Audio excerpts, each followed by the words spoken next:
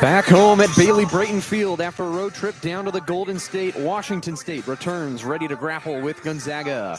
And hello and welcome. Davis Hagen alongside Smith Slye, ready to come at you with Cougar baseball on a beautiful Tuesday evening at Bailey Brayton Field. It was a rough week for the Cougars, going down to Southern California to play UC Davis and Fresno State. They dropped the game against UC Davis on Wednesday and then got swept by the Bulldogs. And Smith, they come back home to play at Bailey Brayton, a field that they definitely like to play at more so than anywhere else in the country. No, would never want to be anywhere else rather than right here against a foe that they're very familiar with in the Gonzaga Bulldogs, playing another Bulldog team. They played Fresno State on Sunday recently. Now they're here on Tuesday playing Gonzaga. So, Smith, the question for me is, what can we expect in this game? It's 1-1 right now in the series on the year. They play 4 games, so we're halfway through, and it's split 1-1, and a home team is yet to win a game in this series. What can we expect in a brilliant baseball game today? Well, I mean, you hit on it there. I mean, yeah, the Cougars definitely getting a little bit of deja vu here. They just got swept by the Bulldogs. They're back playing against different Bulldogs, not the Fresno State, but definitely, like you mentioned, the series is tied 1-1. Last time the Bulldogs were here, they came away with a 4-1 win. That was one that the Cougs just really couldn't get any run support in that. And it comes down to the fact that these teams are kind of polar opposites of each other when you really look at it. The Cougs at the very bottom of the Mountain West Conference right now.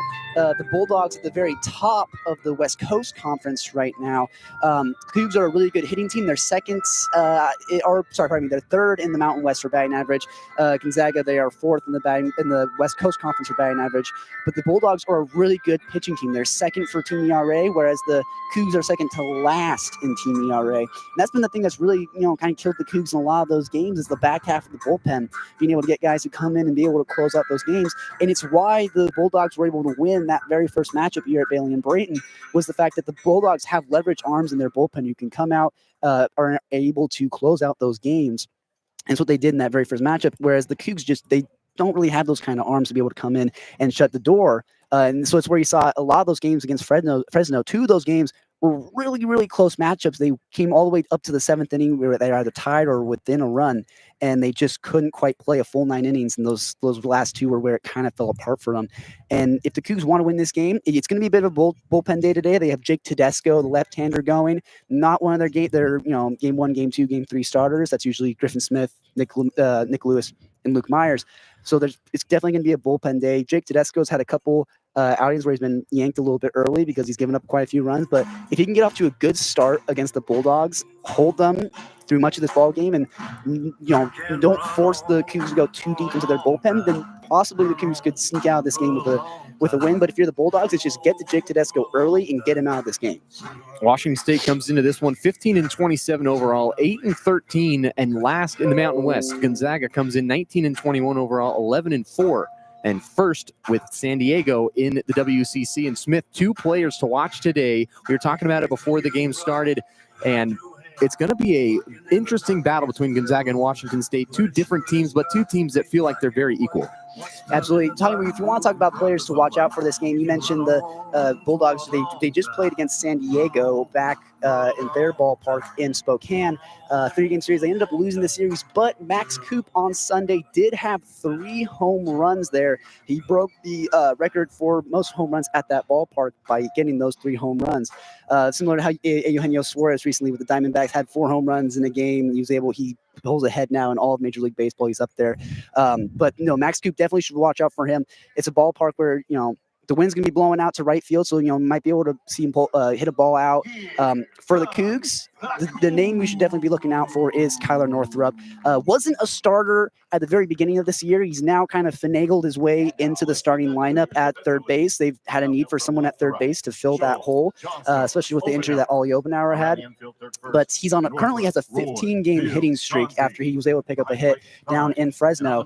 15-game hitting streak, trying to make it 16. I would be looking out for Kyler Northrup. He's in the 9-hole, and there's always that perception that the 9-hole hitter is the worst hitter on the team. It's not necessarily true in college and the major leagues. You want to have good hitters at every part of your lineup, and there's a reason why he fleshes out the lineup at that 9-hole. He gets production down there. We saw that in the San Jose State series. He was able to get some hits lower down the lineup and just spark this team. So I would be expecting to see Kyler Northrup have a day today and maybe extend his hitting streak a little bit. Starting on the mound for the Washington State Cougars in this Tuesday evening game against Gonzaga is Jake Tedesco, and then his battery mate Nothine down low. And then on first base, Ryan Shonsby. Starting at second, Luke Field. Starting at shortstop, Gavin Roy, the third baseman, Northrup. And then in the left field, Jonas Scholl. Center field, Logan Johnstone. In right field, Ollie Obenauer, who's not playing his traditional second base. He's out in right field, and we're going to keep our eye on that. It's going to be an interesting dynamic with him out in right field.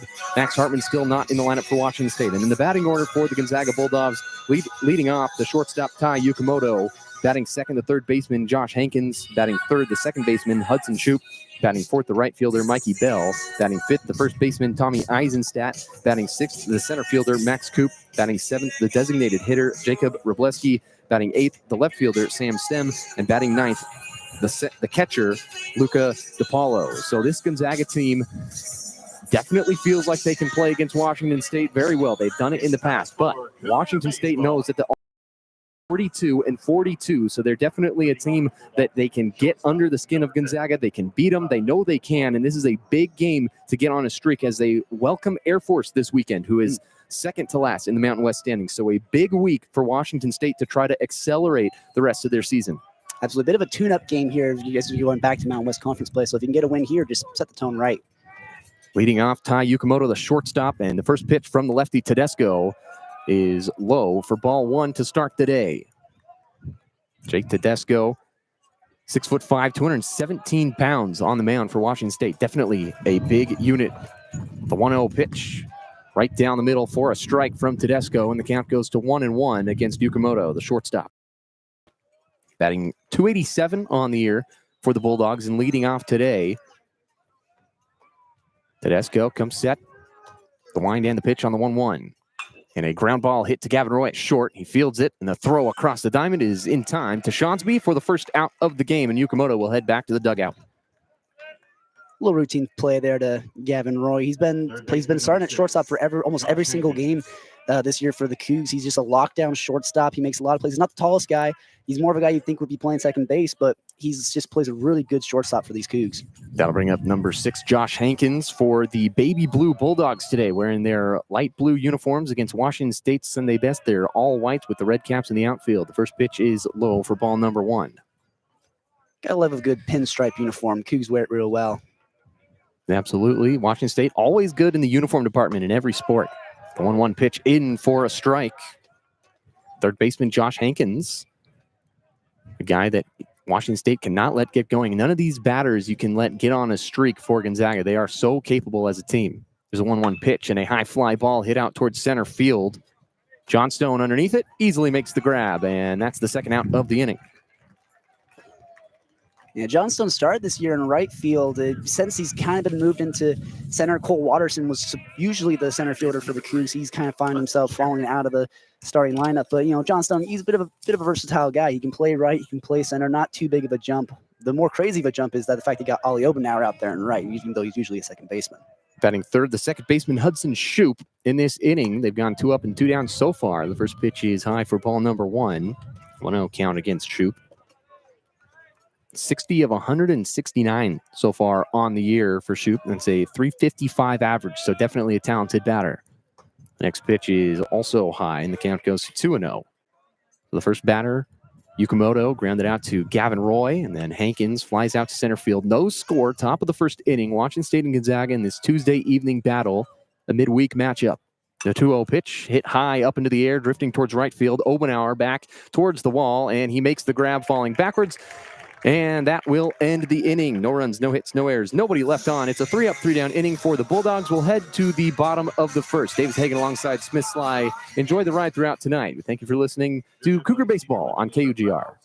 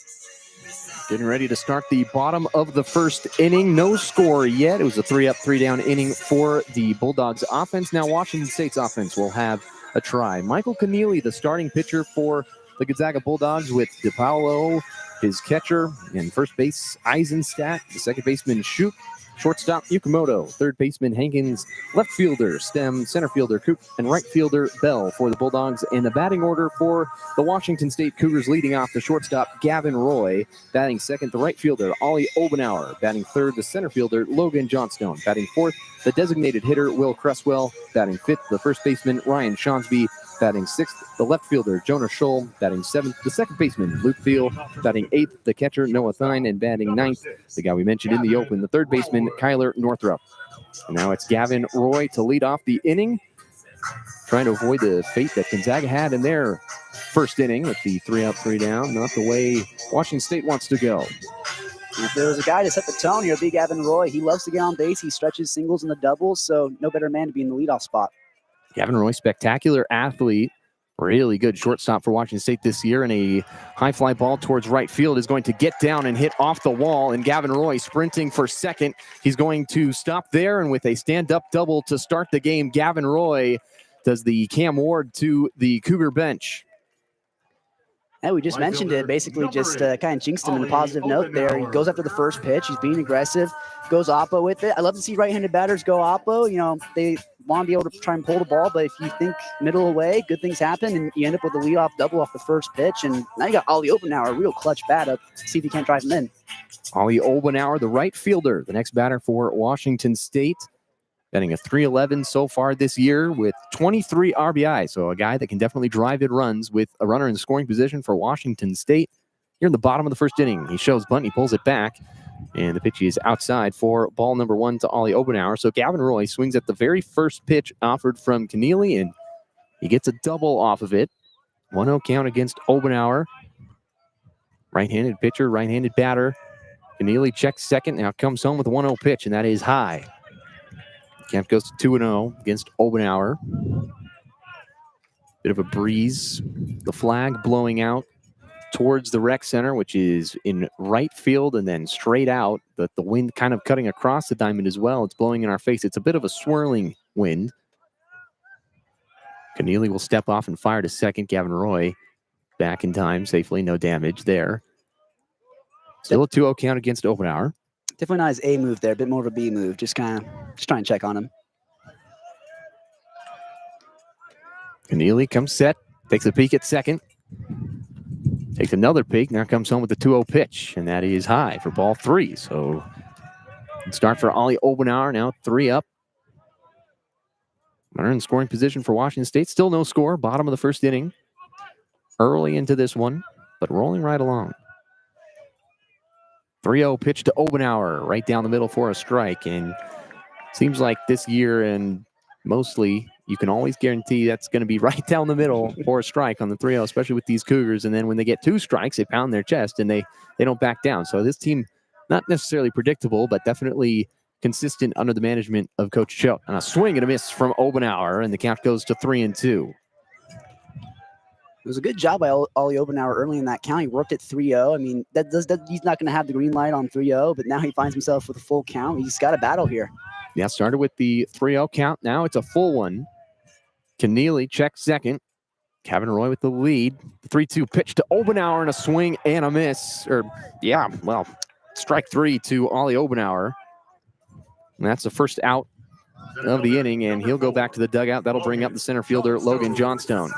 That's a frustrating one for Ollie Obenauer. He got a piece of it, foul tipped it back into the glove of DePaulo.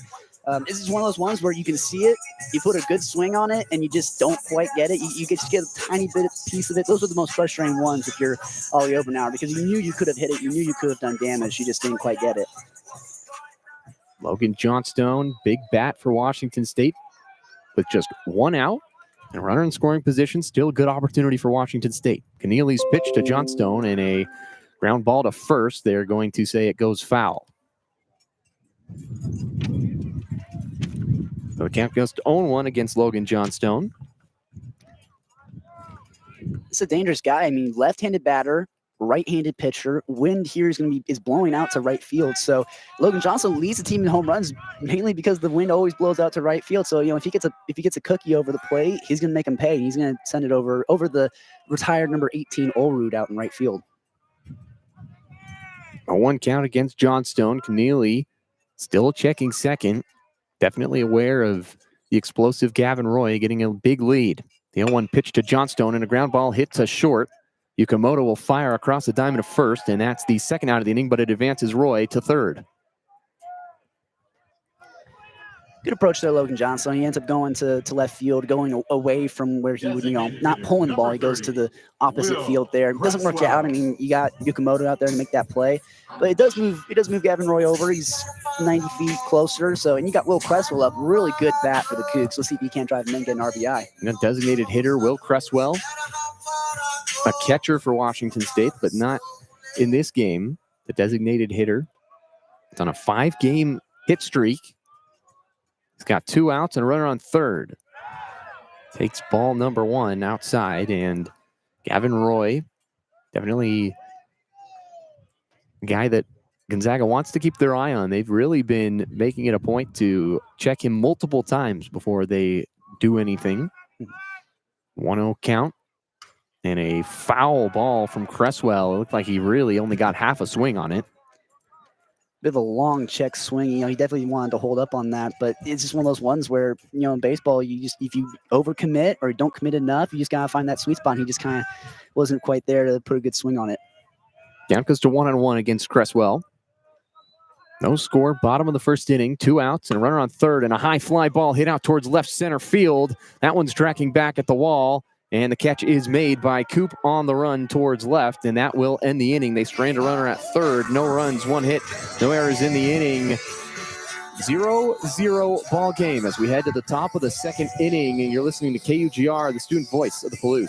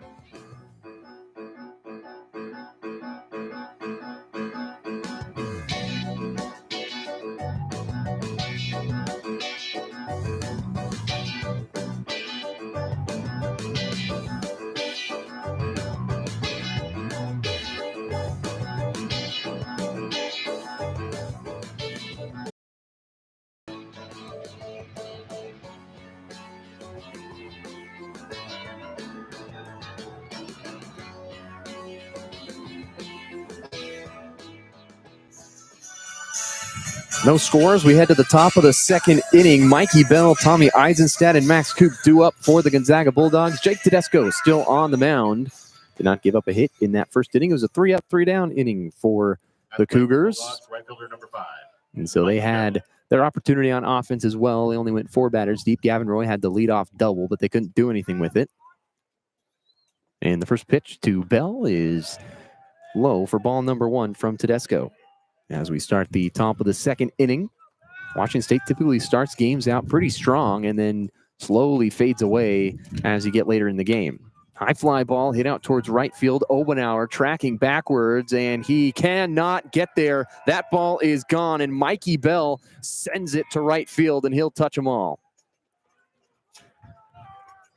Great piece of hitting there from Mikey Bell. I mean, just lifts that, goes oppo with it into right field. Obenauer shows his numbers to us. I mean, nothing you can do about that. It's gone. No chance of robbing it either here at Bailey and Brayton. And I also should mention, too, that was the 4th straight batter that Jake Tedesco had fallen behind on. These 4 straight batters where he went behind 1-0, and they make him pay when he has to throw something over the middle of the plate.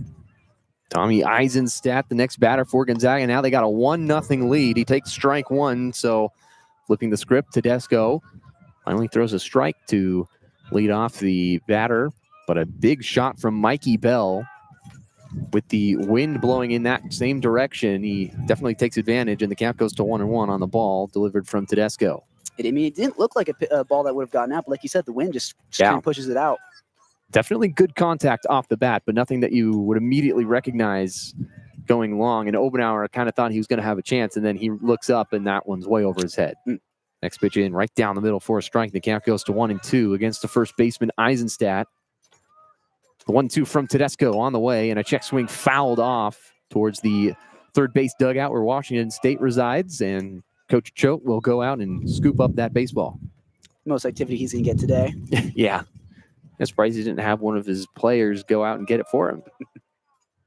Royalty in the dugout.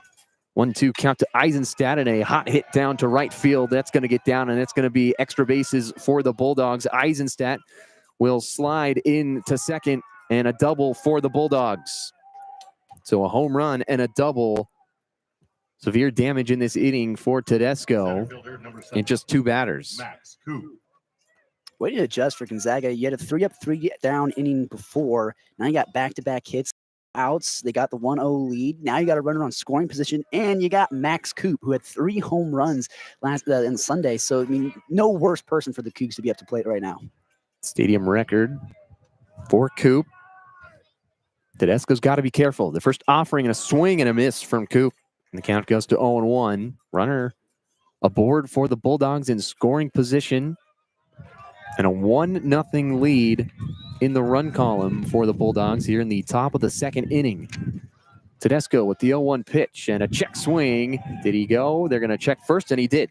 That's strike number 2 to Coop. Way battle back here for Tedesco. I mean, you gave up a solo shot and you give up a double. I mean, now you get ahead 0-2 against one of their best hitters. I mean, you just got to slam the door on them right now. Tedesco with the 0-2 count against Coop. Big spot for Washington State early in this game. That pitch is low for ball number 1. In the at-bat, the count goes to 1-2. Have to be a goldfish on the mound. Because definitely after you give up a home run like that, you might start trying to pitch around guys, and then you start walking guys, but he's just trying to lock in right here. Out against Coop. Tedesco with the rise and fire. And that is a little bit inside for ball 2. It's definitely within the realm of a potential strike. The home crowd wanted it, but they don't get it. Borderline call. A 2-2 count against Max Coop. His first look at Tedesco. Here in the second inning in a 1-0 Bulldog lead. The 2-2 pitch on the way and a high pop-up. Drifting foul. Shonsby underneath it at first base to make the catch. And he will check second where Eisenstadt juked him. Thought about going to third and then returns safely. That's a big out right there. It's a big bat to get off the board early. I mean, first at bat, you're able to get him out with a little P3. It's really clutch if you're Jake Tedesco, trying to strand that runner at second. First out of the inning. Now Washington State chipping away. Robleski, the designated hitter from Canada, is up. That one almost hits him in the foot. That is low and inside by quite a bit, and the count goes to 1-0. Good poise there by Jacob Rupleski, just kind of standing there, not ducking out of the way. It's easy to kind of just get a little happy feet, kind of shuffle out of the way, but he just stands strong. Tedesco checks second. Eisenstadt has a lead. The 1-0 pitch and a high pop-up towards left center field. Make the grab, and he will throw the relay to Gavin Roy at shortstop. Now that's 2 out. Good base running there for Eisenstadt. You got 1 out, halfway to ball caught, go back into second base. If you're a young baseball player, you're listening, that's exactly how you run that. With 1 out, you got to be able to read the ball. But he's hoping he doesn't get stranded. I mean, the worst thing you could possibly do as a baseman, his worst feeling is to hit a double and then get stranded. So Gavin Roy knows the feeling. Sam Stem, the next batter for the Bulldogs. He takes strike number 1. The left fielder with his opportunity to potentially move Eisenstadt, who has been since he hit that shot. 0-1 count. Tedesco with the delivery. That is right down the pipe for strike number 2, and Stem watched it go by. Interesting pitch sequence there. He went to the breaking ball first pitch, went back to the fastball. We'll see what he goes here for the 0-2 pitch. 0-2 count against Stem. Tedesco checks second. Comes home with the 0-2, and that bounces off home plate, and Eisenstadt will get to third, and he thinks about home, and now will step back. And so a wild pitch from Tedesco gets past the catcher, Noah Thine. Went to the breaking ball there on the 0-2. I mean, just kind of spiked it on the heart of the plate. And that's just not, I mean, you got a runner on second base, and they're going to take third on that. So you just got to get something over, just something in the zone to be able to strike him out. Not necessarily the best play there from Tedesco. Tedesco, a 1-2 count against Stem. Here's the offering, and it's popped up going backwards. Smith trying to make the grab, and that's going to bounce into the stands and then ricochet towards the netting that is brand new this year. Very nice netting. I've mentioned this a couple times when I've done these games. It's a very nice netting. I really appreciate it. The old one was very grimy and dirty. This one's very nice, and that one fouled off, and a 1-2 count still for Sam Stem. Looked like it was going to come back here. The wind kind of killed it, but I thought you're going to bare hand that. Yeah. He told me I couldn't. 1-2 count is outside for Stem. Trying to drive in a run. Eisenstadt at third. Gonzaga already has 1 run in this inning, and they lead at 1-0 here in the top of the second. Eisenstadt probably got to feel good to finally be on a different base. A 2 count to Stem. Outside again. Thine does a nice job to snag that and not let it get away. That could bring in a run for the Bulldogs. Any bad move from Washington State capitalized on by the Bulldogs. So a 3-2 count for Stem. Working against Tedesco. Here's the offering, and a ground ball hit towards Thiel at second. He grabs it, will rifle it to first. And that is in time to end the inning right there, but not before the Bulldogs bring home a run on a shot by Mikey Bell to make it 1-0. They get 1 run, 2 hits, no errors, and a runner left on base. We'll head to the bottom of the second inning, where the Bulldogs lead at 1-0. You're listening to KUGR, the student voice of the Palouse.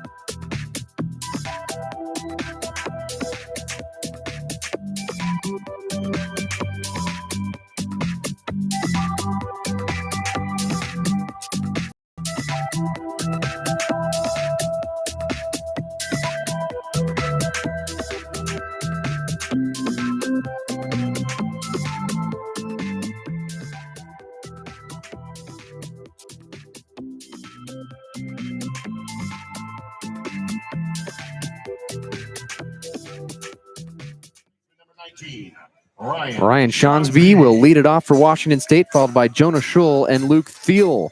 Washington State now down 1-0 after the home run from the Bulldogs as we start the bottom of the second inning.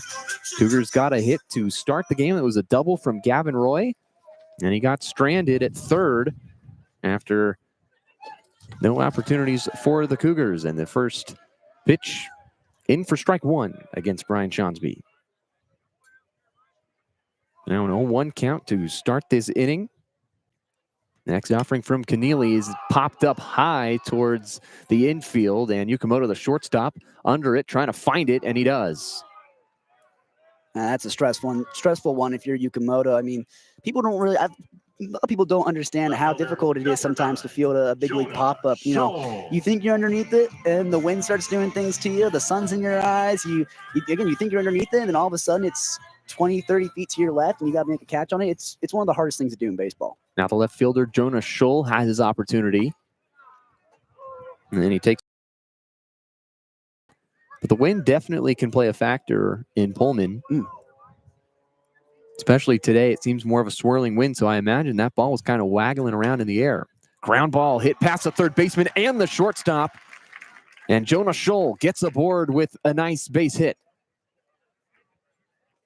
Good piece of hitting there, Jonah Schull. Third baseman Hankins was playing in a little bit, so he just kind of shot that a little bit between shortstop and third base. So Hankins didn't have a lot of time to react. He kind of had to dive for it, and Yukamoto just kind of had no chance of getting to it either. So that's a really good one-out base runner here. And you got Luke Thiel, who's been hitting the ball pretty well. So good opportunity to try and strike back here and try and tie up this ball game. Luke Thiel batting a 3.13 average so far this year. 41 of 131 total at-bats this year. High fly ball to right field. Bell loses his hat but makes the grab, and that will return Schull to first, and that'll be the second out of the inning. And people don't realize how important that hat is, having that bill there to kind of keep the sun out of your eyes, and then you lose it, and you can't go back to grab it. You're trying to play the ball. So you got the sun in your eyes. Hopefully your glasses are doing their job, but that's a stressful one. Yeah, a couple plays that seem routine, but have definitely challenged baseball players in the past. But Gonzaga does a nice job with Yukamoto and Bell making the plays. So that's 2 outs for the Cougars. Schull is aboard at first after his base hit. And Noah Thine, the catcher, up to bat. That one hits him in the elbow as that was almost behind his back. He'll take his base. So now 2 base runners aboard for Washington State on the hit by pitch. Kyler Northrup. And Keneally hasn't made very many mistakes so far in this game. That's kind of the first real hiccup we've seen from him. And you're getting Kyler Northrup up, who has a 15-game hitting streak with a runner in scoring position. So no better guy to have up right now. 9-hole hitter, the third baseman, Kyler Northrup. With 2 runners on and 2 outs for Washington State. Down by 1 to Gonzaga, and he takes strike number 1. Bottom of the second inning. Bulldogs got a home run in the top of the second. Northrup stands in. Righty on righty action as Keneally takes a peek at second and will fire it there. Schull dives back and he's safe. That was a good pickoff move there. You can see that they plan that. You give them the number of looks. You'll tell the pitcher, like, hey, look over 3 times, and on that third look, I'm going to break, and then you get the pickoff attempt. But good job there. Good, head by Jonah Schull to not get picked off. Keneally with an 0-1 count to Northrup. And that pitch is low. For now, a 1-1 count to Northrup, who's on a 15-game hitting streak in his first look of the day. Washington State would definitely love a 16-game hitting streak extension for Northrup with 2 runners on and 2 outs. The 1-1 pitch, high pop-up. That's going to go foul down the left field line and towards the newly renovated bullpen, and it'll bounce off the dome of the new cover bullpen for Washington State and take a rest, and it's not dropping down. So that ball gone forever, probably. Bit of a dramatic foul ball when you get down to it there. Yeah, that ball will never, well, maybe. They probably have a ladder. They can probably go get that pretty easily. Yeah. 1-2 count. Ground ball hit towards Yukamoto at second, and he will flip it and end the inning And that is all she wrote for Washington State. They bring in no runs, 1 hit, no errors, 2 base runners left on for the Cougars. And we head to the top of the third, where Smith Slye will have the play-by-play coverage. 1-0 Bulldogs. You're listening to KUGR, the student voice of the Palouse.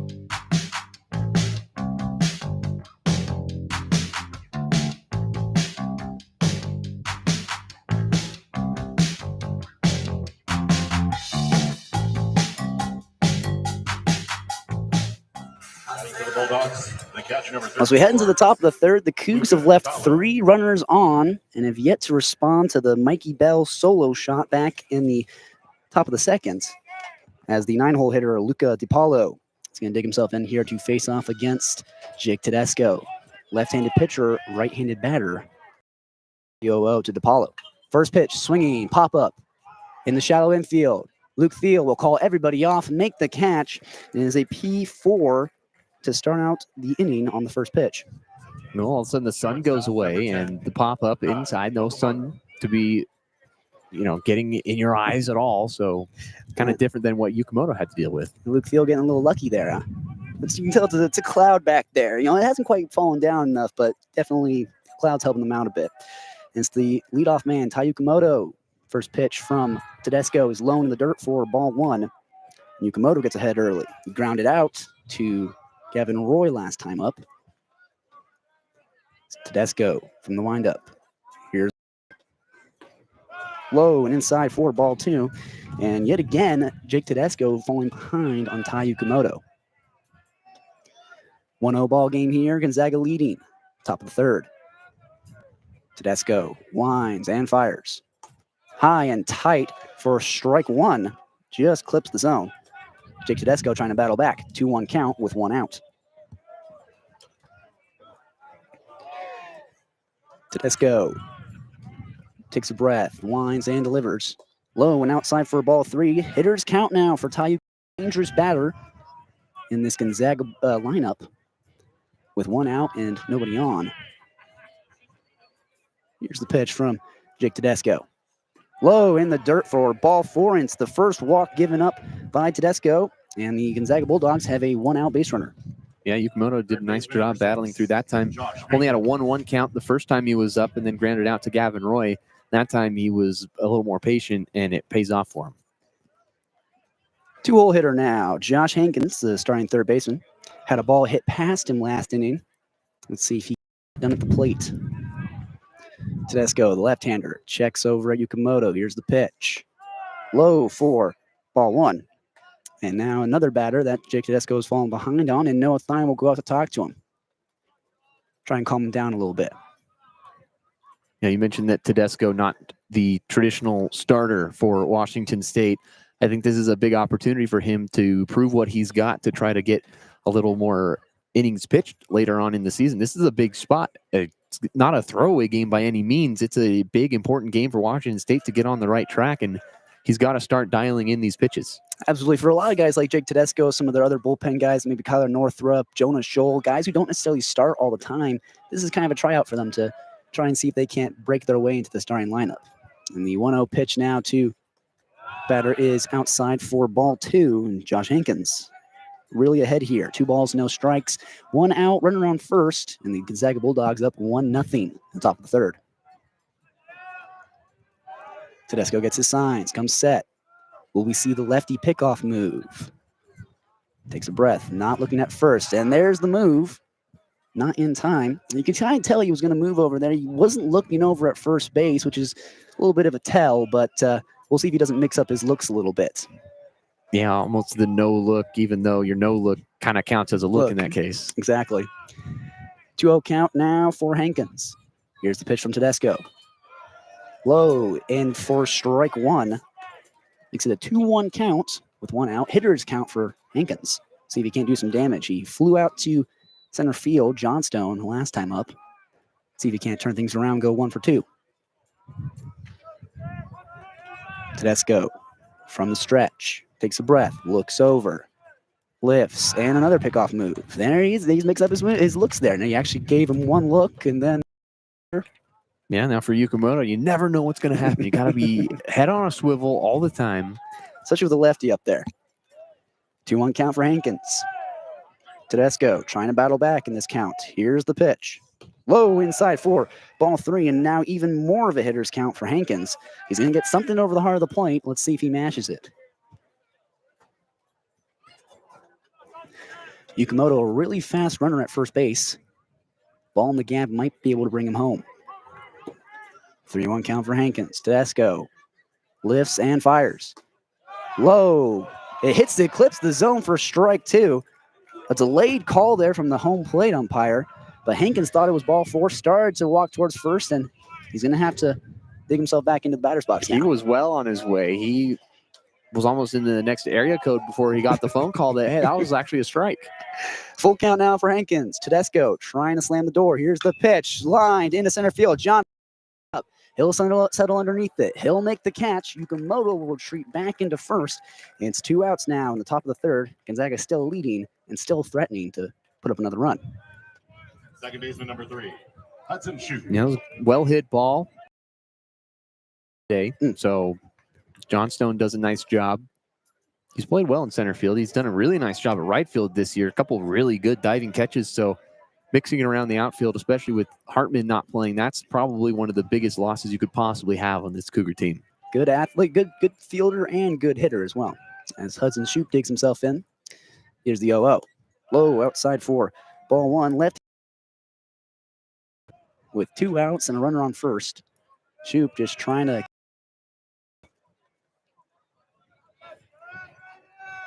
Tedesco taking his time now as he steps back onto the rubber. Gets his signs. Comes set from the stretch now. A little quick pickoff move over, not in time to catch Yukimoto. That was not the traditional lefty pickoff move. Kind of lifted his left foot up off the rubber. Quick pickoff attempt over. You got to mix those in occasionally every now and then, but probably not going to get too many guys with that. Shute waiting for his 1-0 pitch. Here it is. Breaking ball high for ball 2. And yet another batter that Tedesco has fallen behind on. Shute flew out to right field back in the first in that 3-up, 3-down inning.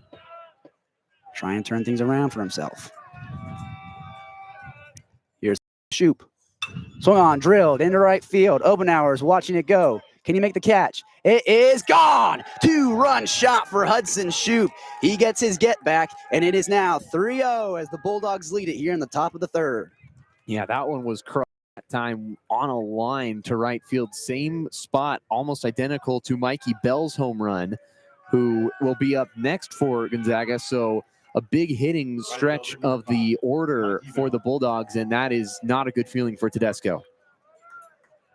Right field has been a dangerous place for Tedesco so far in this game. It was Mikey Bell back in the second, and now it's Hudson Shute in the third. So back-to-back innings where he's given up home runs. And now he's facing off against a righty, Mikey Bell. Here's the pitch. Swing and a miss on the breaking ball. Gets ahead early. So now a familiar sight for Jake Tedesco, the other home run hitter in this game, Mikey Bell. Tedesco trying to get out of this inning. Here's the 0-1. Swung on, grounded, over to Northrup, who fields, throws to first base. Plenty of time to end the inning. And that'll do it for the top of the third, but not before the Bulldogs are able to scrape 2 across off a solo shot from Hudson Shute. We'll move into the bottom third where the Cougs try and claw their way back into this one. You're listening to KUGR. We'll be right back.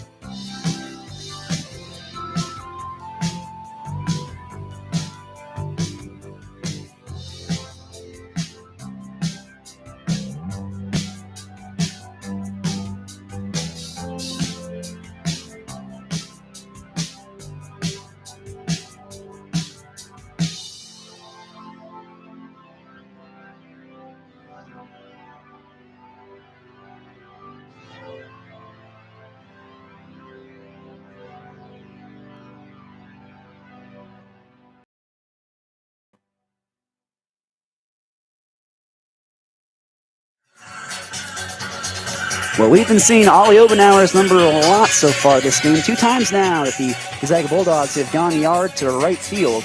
Makes the third as the lineup card flips over for the Cougs. And Gavin Roy, pitch leadoff double, will try and see if he can't keep that momentum going. Keneally has gotten into trouble the past 2 innings with runners on, yet he's somehow been able to get out of it both times. Gavin Roy digs himself in. The kid from Sudbury faces the 0-0 from Keneally. Fastball inside for strike 1. Keneally gets ahead early on Gavin Roy. From the windup, here's the 0-1 to Gavin Roy. Swung on, fouled, breaking ball. Right field side, it drops into the Gonzaga dugout. Make a nice little play on it. Makes it an 0-2 count. Gavin Roy behind in a big way. Looks into the Cougar dugout, pounds his chest, and digs himself back in. 2-strike hitting has been a plus. So here's the 0-2 from Keneally. Breaking ball outside for ball 1. Good plate discipline not to go chasing. He stays within himself.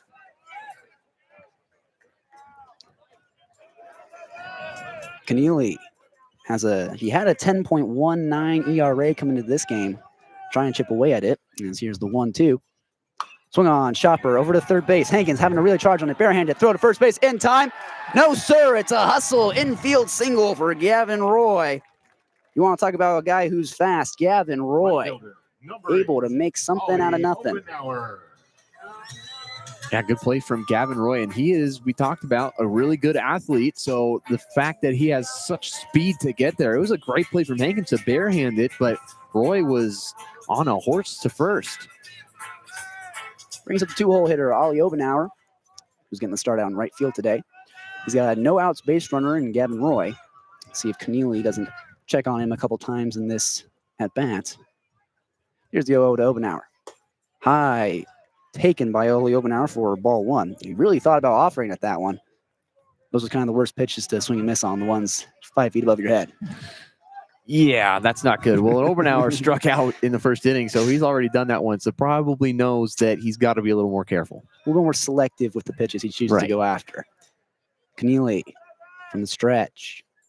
Here's the 1-0. Gavin Roy takes off, swinging and a miss. Throw it down to second base. No! DiPaolo couldn't get it in his hand to throw down to second base. Gavin Roy swipes a bag. And the home plate umpire is going to call interference on Ollie Obenauer. Gavin Roy is going to have to return back to first. Nathan Choate comes out to argue right away.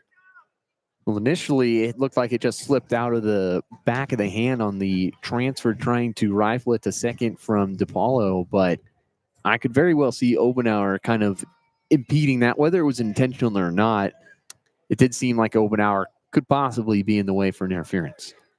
You know, catchers sometimes will be a little bit of drama queens in terms of trying to sell that call. A bit of a flop, one might say, but it definitely didn't quite look like Obenauer got in the way of it. Like you said, it looked like it just kind of slipped out of the hands of DiPaolo.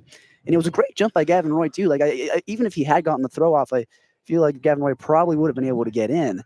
But we'll see what they're going to bring the whole officiating crew in. They probably might go and review this. It might be a while before we actually get some clarification on what the final call is. Yeah, getting every mind there, meeting of the minds for the umpires. So the call is going to stand. Gavin Roy will have to stay at first. Ollie Obenauer is out for catcher's interference. And it's going to bring up the 3-hole hitter, Logan Johnstone. So a real bad break for the Cougs. Yeah, I'll say that's not a good thing for Ollie Obenauer, who already struck out and then was a hard swing on that one, missed it, and then gets the interference call. No better man to turn things around here. Logan Johnstone, the long ball leader for the Cougs, with Gavin Roy on first base. See if he doesn't get a good pitch to hit here and follow suit with the other Gonzaga hitters and hit it over to right field. Here's the pitch. Low in the dirt for ball 1. So it's 1 out here, runner on first for the Cougs. They're down 0-3 to the Gonzaga Bulldogs, who had 2 home runs. Keneally comes set. Right-handed pitcher to the left-handed batter. The pitch is fouled straight back and into the parking lot. I'm glad I didn't drive my car here. Definitely would have been broken windshield. It makes it a 1-1 count for Logan Johnstone. Foul ball is always dangerous. Like you said, I'm glad we had the net here so Yeah. that those ones don't come straight back towards us. You got to bring the glove. 1-1 count for Johnstone with 1 out and 1 runner on. Long hold from Keneally. Here's the pitch. Swung on, line drive, into left field. Isn't going to be able to get down. No, the left fielder, Sam Stem, lays out, makes the catch for out number 2. Gavin Roy has to scamper back into first. What a great hit from Logan Johnstone, but what an exceptional play from Sam Stem to get the L7 to retire him. Yeah, good play from Stem. Nice athletic move, but also good contact, but just not enough loft to get that thing to fly. It's one of those ones that, as a left fielder or any outfielder, kind of gets your heart going a little bit. You're not sure if you should come in on it or take a step back and play it off a hop, but made the right choice there. A bit of a 50-50 chance whether he was going to lay out for it or take a step back. So it brings up Will Cresswell, DH for the Cougs. First pitch to him, center cut fastball, strike 1. And the Cougs just run into some bad luck here. Catcher's interference on Ollie Obenauer, a hard hit line drive, and a great play from Sam Stem. Just really unable to get any runs across here. Keneally coming set. Here's the 0-1 to Will Cresswell. Outside for ball 1. Evens it up. 1 ball, 1 strike, 2 outs, and a 3-0 Gonzaga lead. Yeah, you read my mind on the bad turn of luck for Washington State. The way the inning started, it seemed like this was something to pick them up, and then all of a sudden, interference and a line out. It's gone downhill pretty quick. The 1-1 to Cresswell. Swing and a miss at a top shelf fastball for strike 2. Didn't quite look like a fastball. Looked like he took a little bit off it, but Will Cresswell unable to connect on it. 1 ball, 2 strikes, 2 outs for Cresswell. The runner on. Cresswell, 2-strike approach. Can he get it done? Here's the pitch. Swung on, fouled, right field side. Past the batting cages, right past the turtle. I say turtle as in some people call it a bubble, other people call it a turtle. They put it over home plate when they're taking BP to contain the balls in there. It's definitely a bit frustrating when you get your players and you got to move it on and off the field. It's very heavy. Cresswell digs himself back in, trying to battle with 2 strikes. Here's the pitch. Swung on, line, past the Yukamoto, who lays out, makes a play, throw to first base in time. Yes, sir, Yukamoto lays out to get Will Cresswell, and they'll do it for the inning. The Cougs strand their 4th runner of the night as we move into the top of the 4th. The Gonzaga Bulldogs trying to extend their lead. You're listening to Cougar Baseball on KUGR. I'm Smith Slye, joined with Davis Hagen. We'll be right back.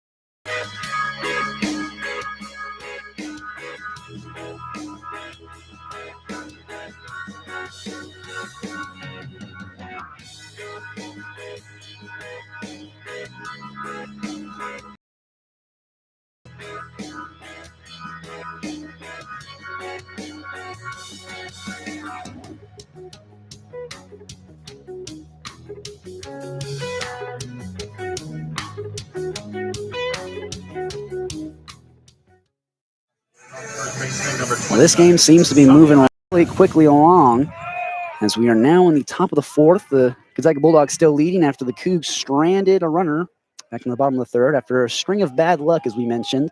Catcher's interference and then a line out as it'll bring up the 5-hole hitter, Tommy Eisenstadt. First pitch from Tedesco. Inside, almost clips him on the thigh for ball 1. And again, yet another batter that Jake Tedesco falls behind on. Yeah, that's about an inch away from making contact with Eisenstadt. You got to be a little bit careful if you're Tedesco. Here's the 1-0 to Eisenstadt. Fastball, outside corner, clips it, strike one. Good placement by Tedesco. Fastball coming in about 88 miles per hour. Not the most velo, but he's got a lot of good. Here's the 1-1. Breaking ball drops over the heart of the plate for strike two, taken all the way by Eisenstadt. Never even offered at it. Tedesco looking for his first strikeout of the night. Here's the 1-2. Low outside for ball two. Went to the fastball. Not sure if he was trying to get a chase or just kind of missed with it.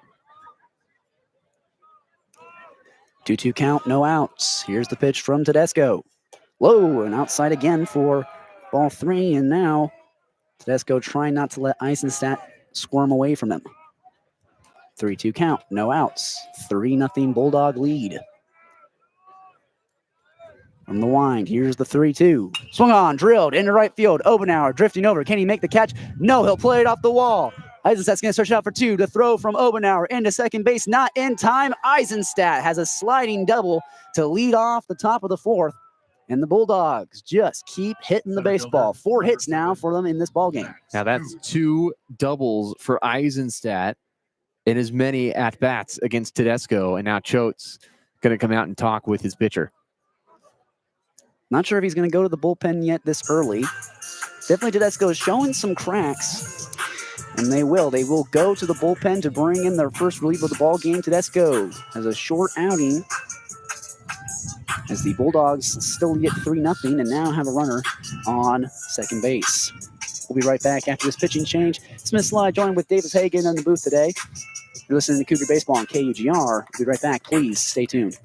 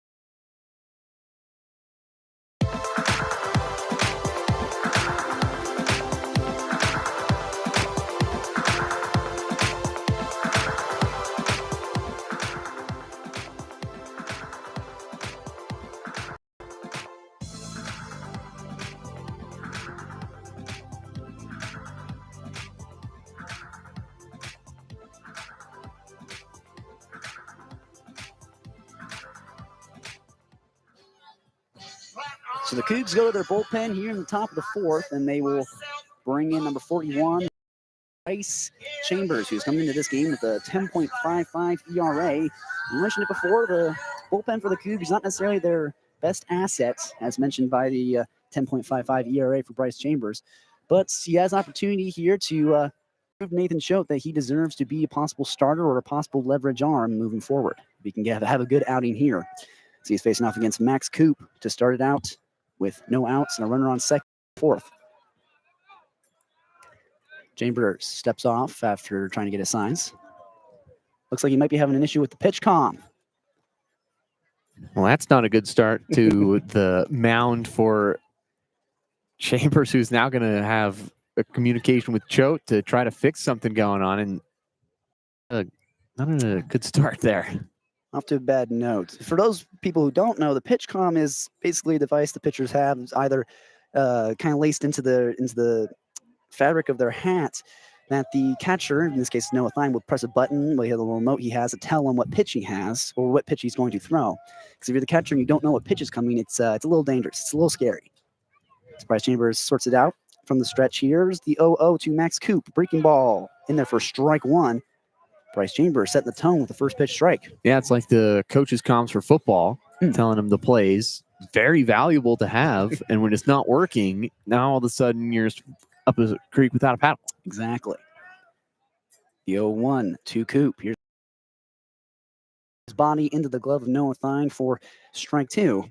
That's if you're throwing the exit velos off their bat. When you foul it off the ground and into your body, it can kind of sting a little bit.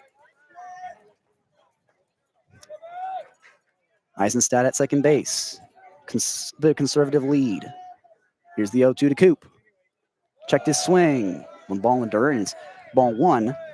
He's at a 1-2 strike count with no outs. Runner on second base, and a 3-0 Bulldog lead. So they're looking to make it a 4-0 Bulldog lead. Bryce Chambers takes a breath.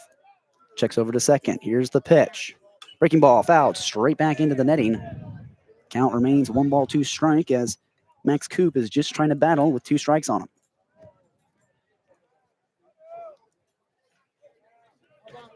Definitely at the collegiate level, 2-strike hit breaks a program, and the Cougs are really great at it, but so are the Gonzaga Bulldogs. This here's the 1-2 from Bryce Chambers. Swing and a miss on the breaking ball. Bryce Chambers comes into the game and picks up a strikeout to start out his day. Yeah, good stuff from Chambers. Better start than Tedesco had, where he really could not get ahead of any pitchers. Chambers does a really nice job staying with it and then getting the strikeout. Here's the 7-hole hitter, Jacob Rubleski, DHing now for the Bulldogs. Right-handed batter with the right-handed pitcher. Bryce Chambers reloads the signs. Checks over to Eisenstadt. Here's the pitch. Breaking ball inside half for strike 1. Rubleski thought about offering at it and then decided to check his swing, but probably should have offered at that one. If you wanted to pitch the pole into left field, that would have been it. Bryce Chambers checks to over to Eisenstadt. Here's the 0-1. Breaking ball. Misses low for ball 1. If it ain't broke, don't fix it. He goes back to that same kind of slider / curve, but just kind of missed with that one. Evens up the count. 1 ball, 1 strike, 1 out, 1 runner on. Chambers. Long hold. A lot of looks over to second base. Here's the pitch. Low in the dirt for ball 2. Now he falls behind here on Rubleski. 2 balls, 1 strike, 1 out. The Cougs neck and neck with the Bulldogs in terms of hits. 4 hits for the Zags, 3 for the Cougs. The difference is 2 of those hits have been home runs for the Gonzaga Bulldogs. Here's 2-1. Low for ball 3. Now it's a hitter's count for Rubleski. With a runner on second base and only 1 out, not a situation you want to be in if you're Bryce Chambers.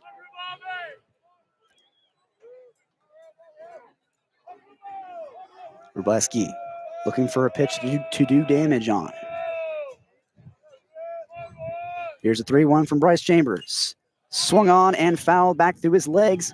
He wanted every bit of that pitch, a bit of a moonshot swing. Really pulled his head, but just couldn't quite connect on it as it fills up the count. Yeah, you mentioned a bad spot for Chambers, and that's definitely true, but it's also a good opportunity to try to bring this forward for yourself and have this on your resume now.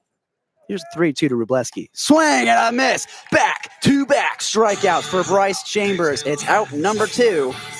And Bryce Chambers trying to strand Eisenstadt out at second base. Yeah, and there you go for Chambers. You put in a terrible situation, and now you're rallying. You got back-to-back strikeouts. This is the kind of stuff that Choate wants to see from his bullpen. Brings up a left-handed batter, Sam Stem, filling out the 8-hole for the Gonzaga Bulldogs. With 2 outs here, can he be clutch? Here's the 0-0. Fastball, center cut, strike 1, taken all the way by Stem, who had a great play out in left field in the inning prior, laid out to get the line out on Logan Johnstone. See if he can't get it done at the plate as well. Here's the 0-1.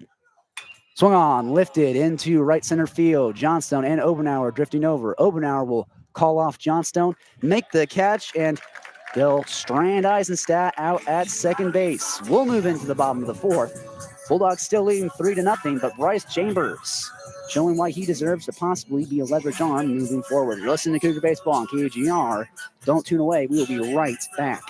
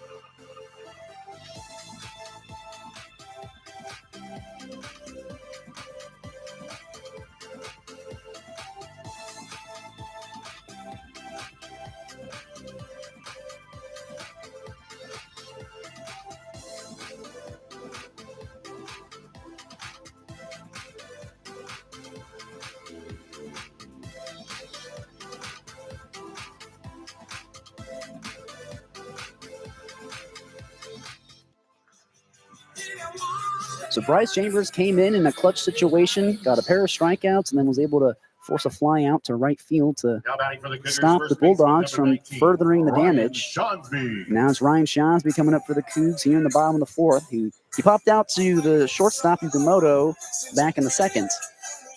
Around, see if he can't start things off right for the Cougs here in the bottom of the fourth, as they are down 3-0 against the Gonzaga Bulldogs.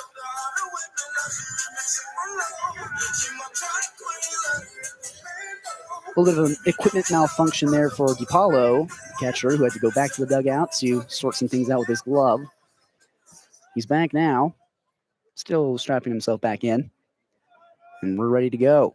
Keneally waiting to deliver the 0-0, and Ryan Shonsby digging himself in. Here's the pitch. High for ball one. Ryan Shonsby gets ahead. No outs here in the bottom of the fourth. 3-0 Bulldog lead. Here's the 1-0 to Shonsby. Misses high for ball two.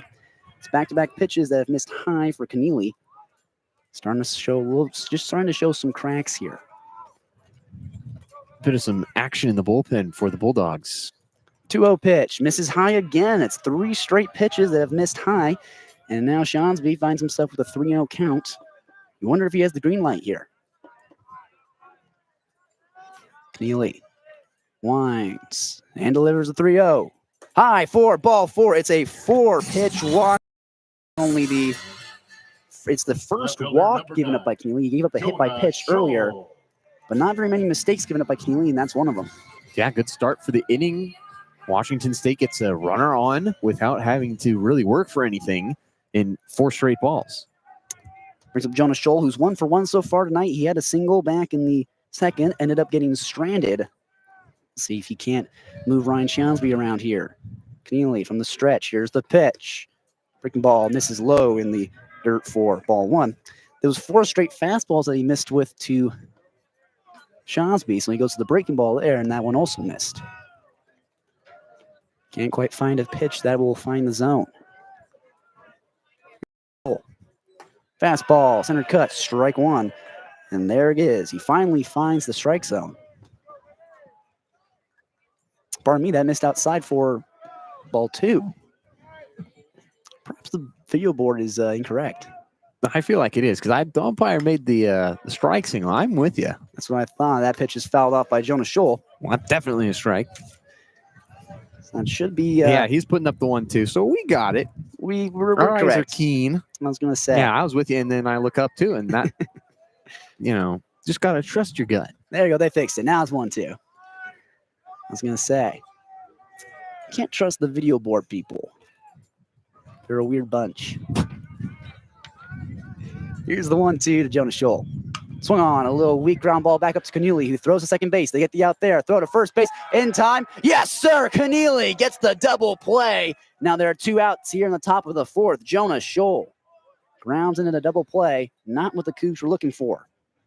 Yeah, double play for the Bulldogs. And it seems like Washington State, every time they get a little momentum, the Bulldogs are right there to slam the door shut. The umpires are coming together. The crew chief and the field umps all coming together to talk. And if you're keeping score in a book at home, you'll put that down as a 1-6-3 double play. Keneally, with some quick reflexes to reach out and make that play. I'm not quite sure what they're debating here, whether or not Jonah Scholl is safe at first. He's still standing at first base. And one of the field umpires motions to say that they are going to challenge. 2 of the umpires will go out to make the review. As we know, it takes a long time here at Bailey and Brayton. They have to go all the way into the bullpen to make that challenge. So it can take them upwards about like 10, 15 minutes to make this call. Yeah. Definitely ruins the rhythm of the game. That's been clipping right along. It's been a nice pace to the game.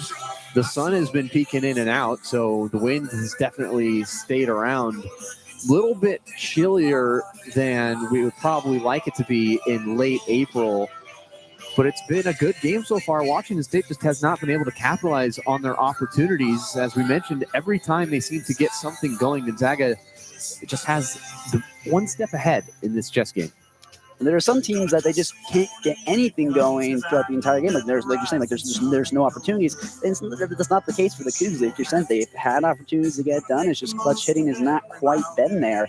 And it's really come back to kind of bite them in the butt a little bit. The Gonzaga Bulldogs with runners on, they've been able to get hits. They had a solo shot, but they also had a 2-run shot to be able to make this 3-0.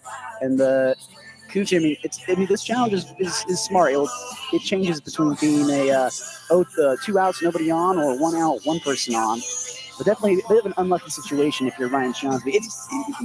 I mentioned one of the most frustrating things in baseball is getting on base, getting stranded. I'd say the second most frustrating thing is to get a single and then have the person right after you ground into double play, because there's nothing you can do about it. You're just kind of left out to dry, and not only are you left out to dry, but then you gotta walk back to the dugout. It's very frustrating. Pretty quick review. That can They be a good thing or a bad thing for the Cougs if it was a quick review. Oh, they got a microphone. So we'll see if their call is. After review, the call on the field is overturned. The runners return their challenge. They have 2 remaining. Not quite sure who's controlling the volume on the mic for the umpire, but if you didn't hear that, the runner, Jonah Scholl, is safe at first base, so it will not be a double play. You should instead change it to a 1. For Jonah Scholl, you should mark it as a fielder's choice, and he reaches first base. So it's a 1-out base, it's a 1-out base runner for the Cougs as it brings up Luke Thiel. Keneally from the stretch. Here's the 0-0. This is inside for ball 1 to Luke Thiel. Luke Thiel, a real good bat for the Cougs. In a good spot here, a ball to the gap might bring around Jonah Scholl. See if he doesn't get a pitch to hit here.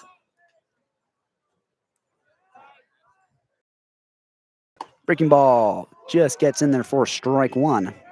Evens up the count. 1 ball, 1 strike, 1 out, 1 runner on. Luke Thiel wearing number 1.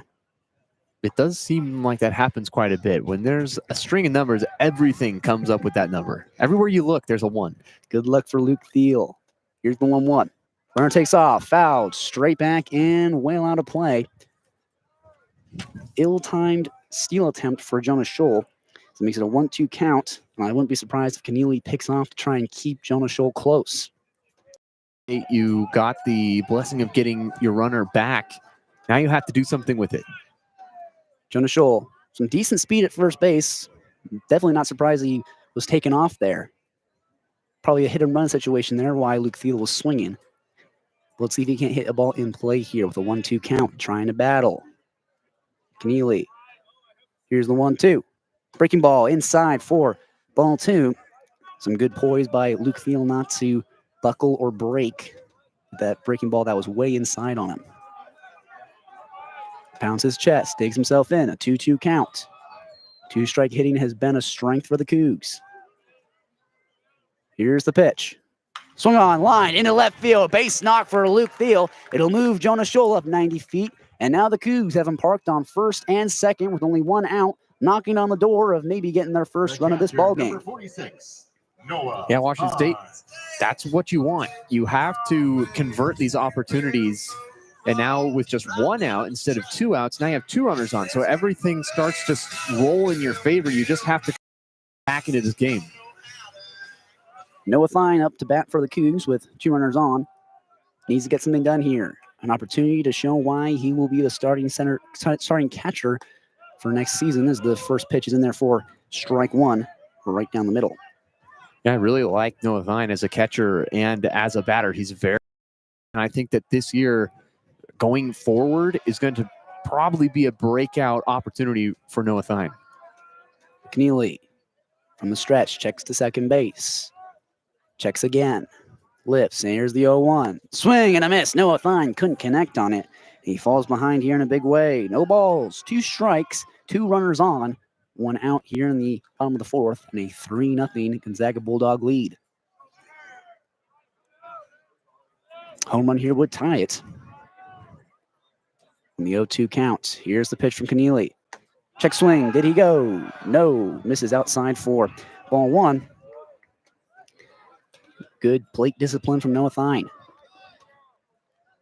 Pounds his chest again. Digs himself in. trying to battle with 2 strikes.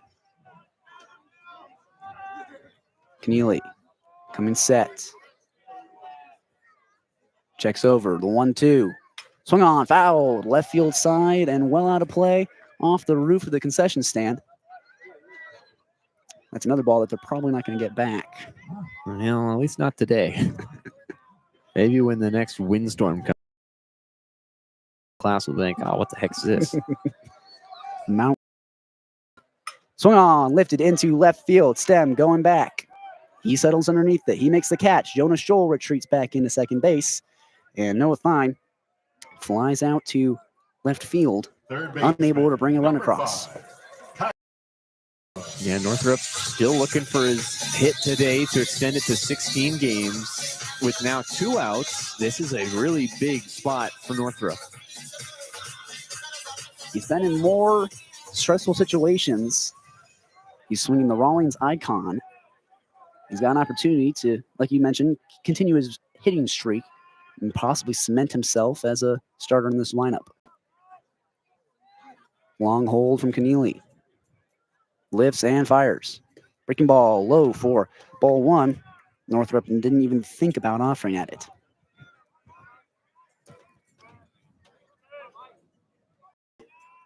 Keneally steps onto the mound. 2 runners on for the Cougs as they are down. Pickoff attempt over second base. In time. No, sir. Jonas Scholl dives back head first. Definitely a good opportunity to possibly get Scholl. It was a bit of a bang-bang play there. Yeah, that was close. And those are things you just cannot afford to have for Washington State. You finally have a opportunity, and you can't squander it. Took me by surprise a little bit.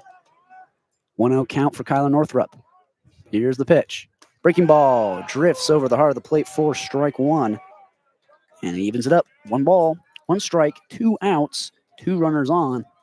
Kyler Northrop, the kid from Billings, Montana, trying to get the Cougs on the board. Keneally trying to slam the door. Here's the 1-1. Swing and a miss on a breaking ball in the dirt for strike 2. Kyler Northrop not happy about that swing. Bit of an ugly swing he put on it. Yeah, that one, even if it did make contact, wasn't going anywhere. Jonas Scholl at second base. Luke Thiel at first. Kyler Northrop trying to get some production in the 9-hole. Here's the pitch. Inside, kicks off of DePaulo. All the runners will move up 90 feet as it's a pass ball. And now Kyler Northrop is a 2-2 count with 2 outs, 2 runners on, both in scoring position. 1 swing in the back could make this a 3-2 ball game. That's a rough one there if you're DePaulo. Couldn't quite, there was no chance of him being able to get his chest protector on it. Just kind of has to watch it go past him.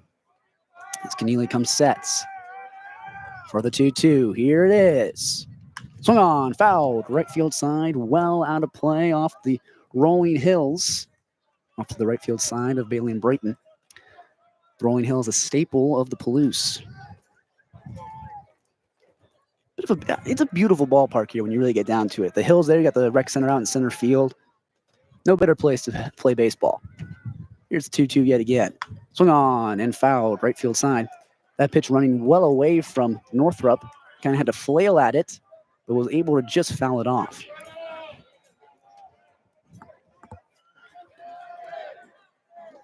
Two-strike approach for Kyler Northrop. He's really battling here, trying to stay alive, trying to keep the fight up for the Cougs. Here's the 2-2 yet again. Low for ball 3. Kyler Northrop works it full. 3 balls, 2 strikes, 2 outs, 2 runners on, both in scoring position. As we mentioned before, Kyler Northrop can single-handedly make this a 3-2 ball game.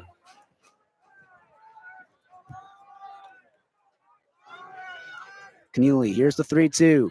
Swung on, line, foul, right field side. Just bounces off the fence just outside of the Gonzaga bullpen. Count remains 3 balls, 2 strikes. Yeah, about to face his 8th pitch of the at-bat. He is definitely battling hard, and he knows this is a big spot, and he is really trying. Keneally not trying to let Northrop wiggle away from him. Here's the 3-2. Swung on, foul, straight back into the netting, and the fight just keeps going for Kyler Northrop. This is one of those batters, if you're Keneally, you're just Can't believe that he's still up to bat. Can't believe that you still haven't put him away yet.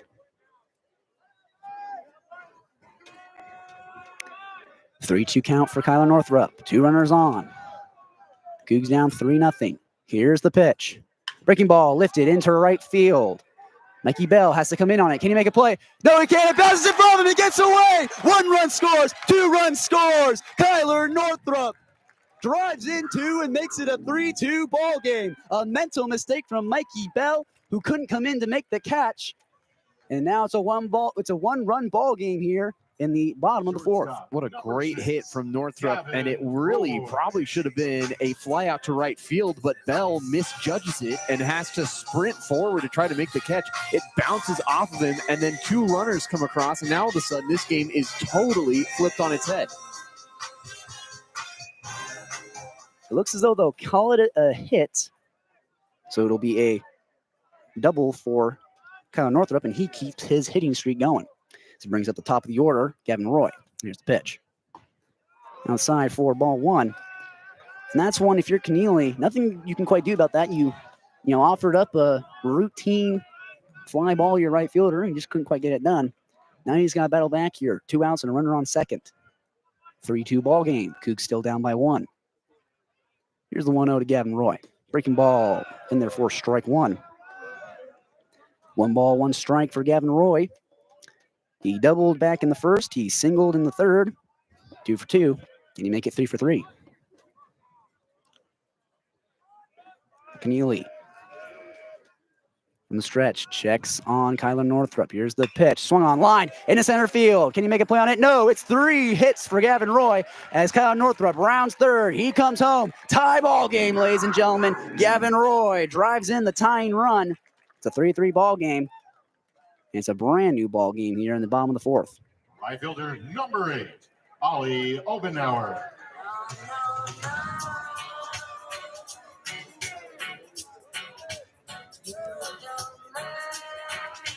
So it's a 3-hit night for Gavin Roy.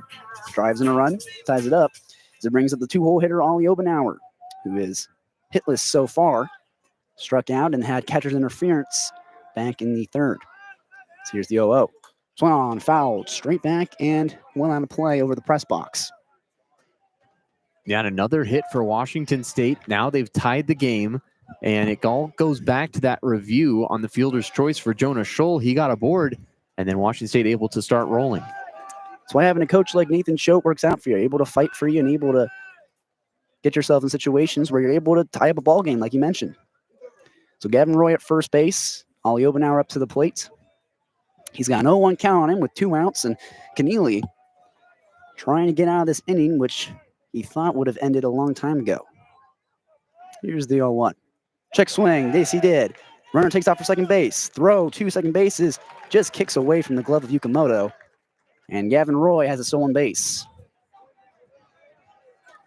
Gavin Roy has been special so far today, and really all the year, both on defense and on offense, but 3 hits and then another opportunity for Washington State with a runner in scoring position.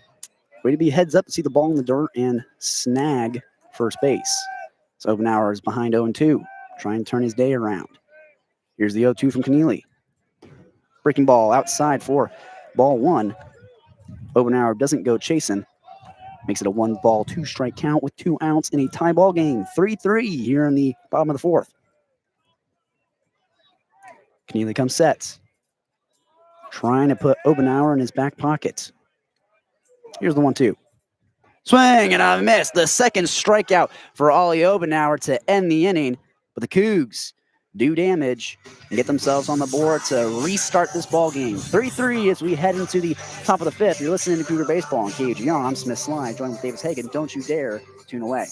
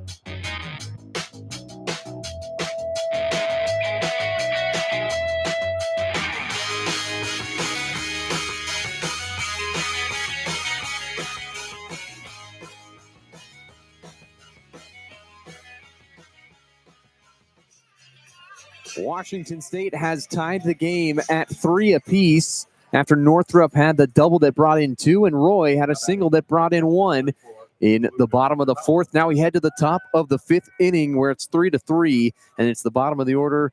DePaulo, and then back to the top with Yukimoto and Hankins for the Gonzaga Bulldogs as we begin the top of the 5th inning.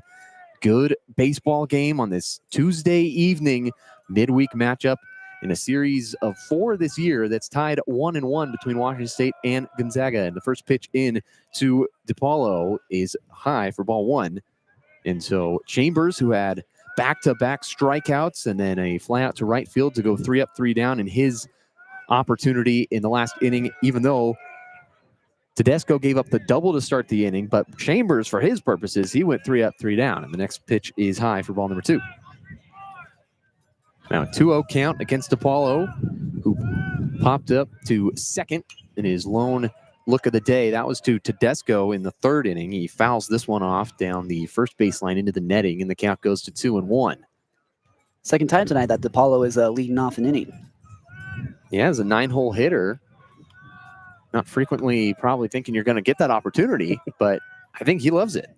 Here's a 2-1 pitch, and DePaulo fouls this one off, just clipping the top part of the net, and the count goes to 2-2. Very similar. This one just a little bit higher and bounces off the net, and this count goes to 2-2. Washington State, in that previous inning with 3 hits, has taken the lead in that department. They now lead the hitting 6-4 over the Bulldogs, but Gonzaga with 2 home runs in this game. Chambers with the 2-2 pitch and a ground ball foul down third baseline, so he's battling hard against Chambers. Should note, too, that Kyler Northrop extended his hitting streak to 16 straight games now, and that also drove in 2 runs, which then allowed Gavin Roy then tie it up. So Kyler Northrop just having a day. Yeah, absolutely, and just having a great last 16 games, really, for Washington State. And even before that, he has having a great season. This one's popped up way high into center field. Johnstone sizing it up, and it's into the leather.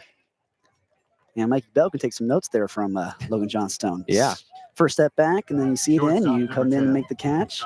Not quite sure what he was doing out in right field. Kind of, granted, he did make the right move. First step back, so we always preach. But you know, you got to be able to make that play, definitely in a 2-out situation. Yeah, absolutely. And then Northrop, taking advantage of it, got to second, and then he got brought in by the Gavin Roy play. So just everything came up with luck in that inning for Washington State, where previously in the game it hadn't. Yukimoto back up for the Gonzaga Bulldogs. He takes strike number 1. A little bit closer to the inside portion of the plate. He turned away from it. He got walked in the 3rd inning, but then was brought home on the 2-run shot from Shoup. This one's grounded to second. The field by Thiel, and the throw to first to Shonsby is in time to record the 2nd out of the inning in as many batters. Man, Luke Thiel has just got a bit of a cannon out there at second base. You see when he makes those plays and he kind of cocks his arm back, it's like he's cocking a shotgun and he just throws it really quick to first base. He was a third baseman for much of the year, so he's got a strong arm, and putting him at second base just feels a little bit of overkill when you really get down to it. Third baseman Josh Hankins, the 2-spot hitter for the Bulldogs, up to bat. He takes the first pitch low, and not nearly as far to throw from second to first where he's playing. Northrop has done a really nice job at third. He started there early in the year, had a lot of errors. Then they took him out of the lineup. Now he's back. He's playing well. Thiel playing great at second, where Obenauer is playing great at second as well. So Washington State has a lot of talent. It's just a matter of trying to put that all together throughout an entire game. The next pitch is in for strike number 1 against Hankins, who has flown out to center field twice in this game. First one, he had a 1-1 count against him. The second one, it was a full count when he blasted it out towards Johnstone. 1-1 count and a ground ball to Gavin Roy at short. He fields it. The fire across the diamond of Shonsby is in time for a 3-up, 3-down inning for Washington State. No runs, no hits, no errors. Nobody left on for the Bulldogs. We head to the bottom of the 5th inning where it's all knotted up at 3 apiece. Davis Hagen with Smith Slye. You're listening to KUGR, the student voice of the Palouse.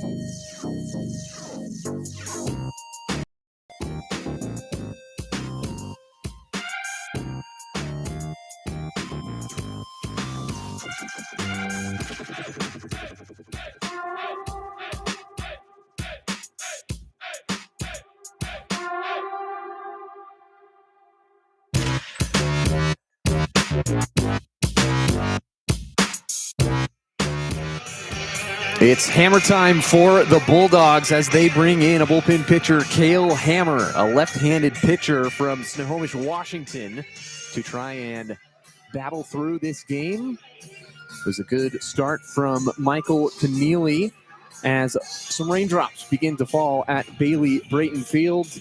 Washington State 3, Gonzaga 3 as we start the bottom of the 5th inning. It'll be Logan Johnstone, the center fielder, to lead it off for Washington State, followed by the designated hitter Will Cresswell, and then the first baseman Ryan Shawnsby for the Washington State Cougars. Smith, has been a fun game so far, but now the rain with a big, dangerous cloud behind us, probably going to be a little bit downhill as far as the broadcasters go, but the baseball has definitely been picking up.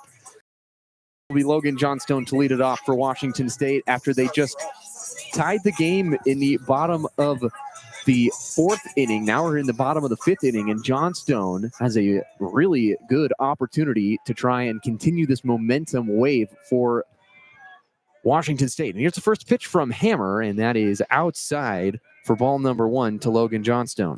You should know, too, that Hammer has a 0.0 ERA coming in this one. Granted, he's only through 1.1 innings pitched, but still, lockdown arm.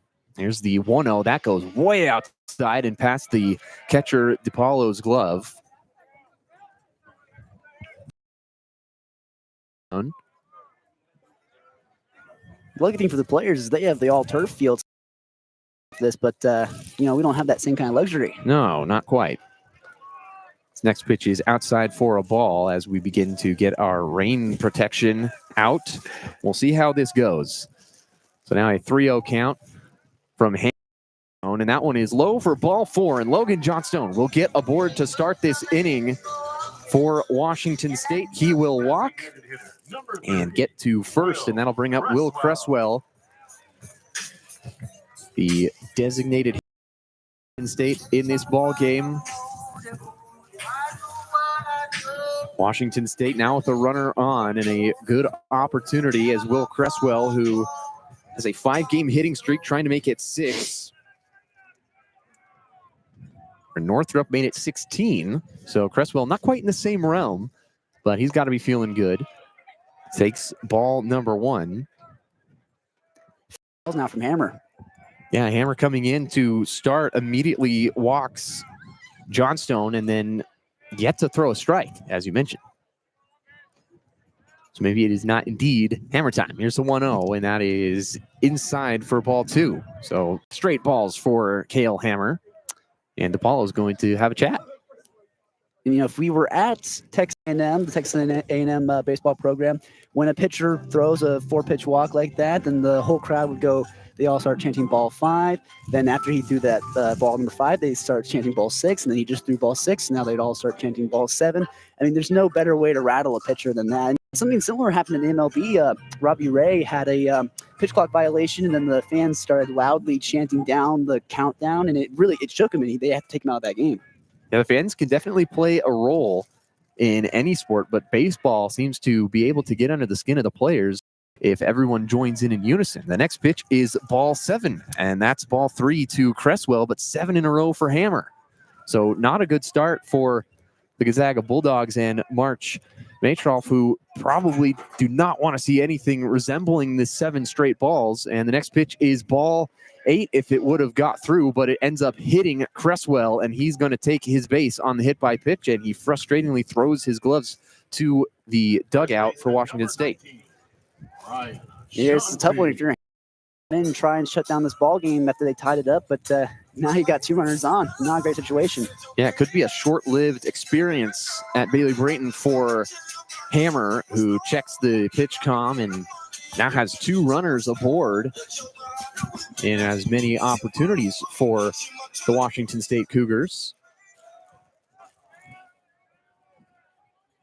So Ryan Shonsby stands in with 2 runners aboard. The pitch from Hammer, bunt shown from Shonsby, and that is pulled back for ball number 1. So 2 runners aboard for Washington State and a good opportunity with no outs and the game tied at 3 apiece here in the bottom of the 5th inning. Time is going to be called and there'll be a meeting on the mound for the Gonzaga Bulldogs, with Mark Metcalf coming out to talk with his pitcher, and we'll see if there is going to be a new pitcher for the Bulldogs, as there's a little bit of movement in the bullpen, and he looks like he's going to come down the stairs, and then he gets the call that he's not actually coming in. So he walks all the way upstairs to go down towards the field, and then they say, no, you're going back. We're keeping with our guy, but we're going to give him one more shot. Like I say, 10th time's the charm. It's 9 straight balls from Hammer, so it looks like they are going to pull him out. Okay, so they do indeed pull Hammer, and now the fella who was walking down initially does get to go down the stairs, and we will see who that is as we step away for the pitching change. Washington State with 2 aboard and no outs here in the bottom of the 5th inning. Score 3-3. You're listening to KUGR, the student voice of the Palouse.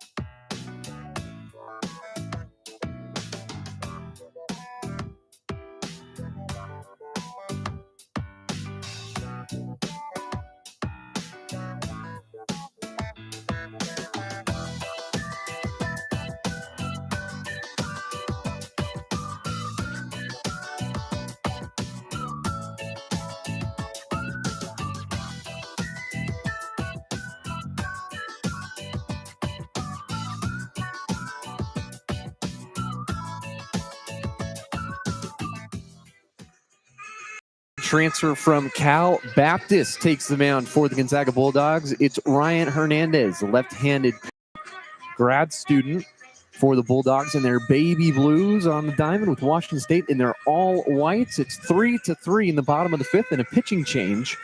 Cale Hammer did not make it through 3 batters after throwing 8 straight balls. And that is not good for Cale Hammer. He goes back to the dugout, and his day is done. And now it's Ryan Hernandez with his opportunity. Now Ryan Hernandez, lefty. It's been righties so far for the Bulldogs, and now they're going to the lefties.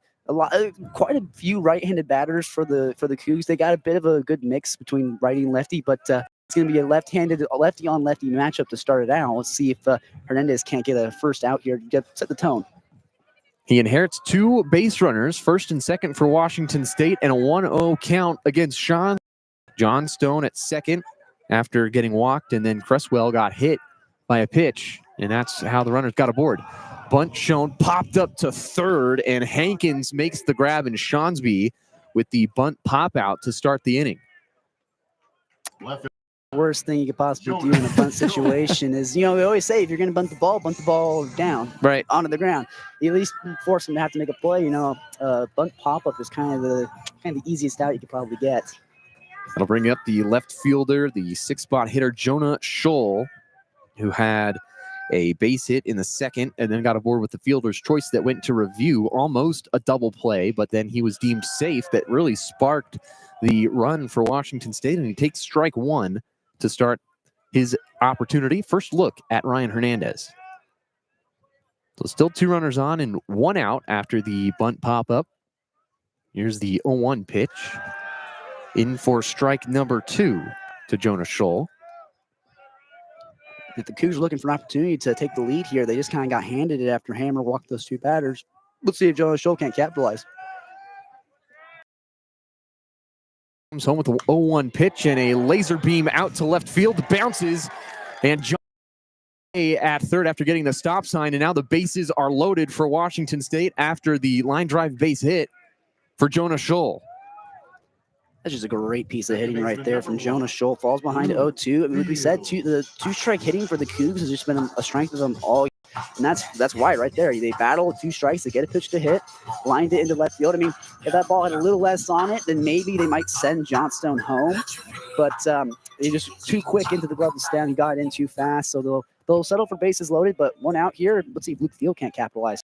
For Washington State, game tied at 3 apiece. Bottom of the 5th inning. Luke Thiel up to bat for the Cougars, and he takes ball number 1. But yeah, good decision by Johnstone to stay at third, recognize the stop sign, because if you don't and you get in the tunnel vision, you're coming home, all of a sudden you're getting thrown down, and that just changes the entire game.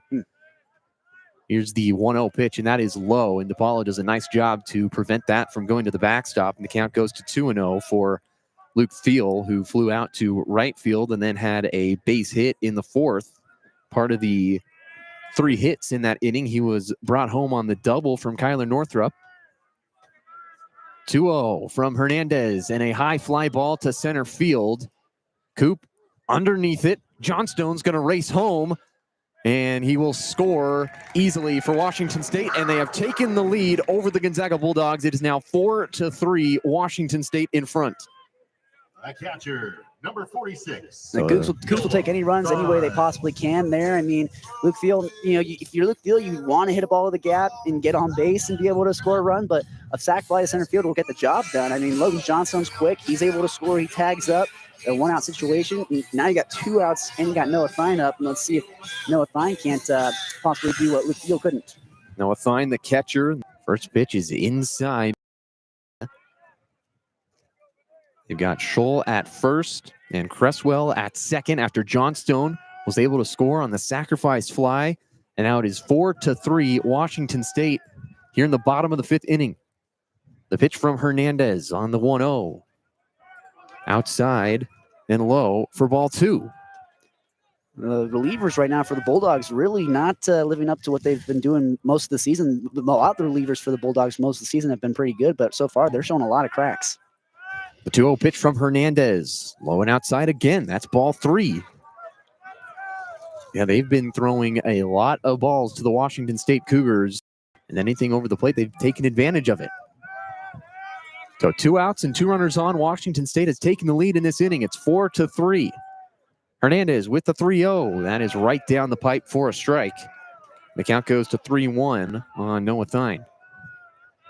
The Cougs this season have averaged about 10 hits per game. They're already at 7 right now, so wouldn't be surprised to see 3 or maybe more hits in this game. Hernandez with the to Thine, and he flips the bat to the dugout. That's ball 4. Second time he's reached tonight. Now the base is loaded again for Washington State. Cresswell at third, Scholl at second. Thine gets to first, and now it brings up the man of the night, Kyler Northrup, who had the double that brought in 2 runs in the 4th inning, and now 16 games in a row for Northrup with his hitting streak, and he will have an offensive timeout with Choate. With the bases loaded and 2 outs, Washington State taking the lead in this inning, and now it's just side of things.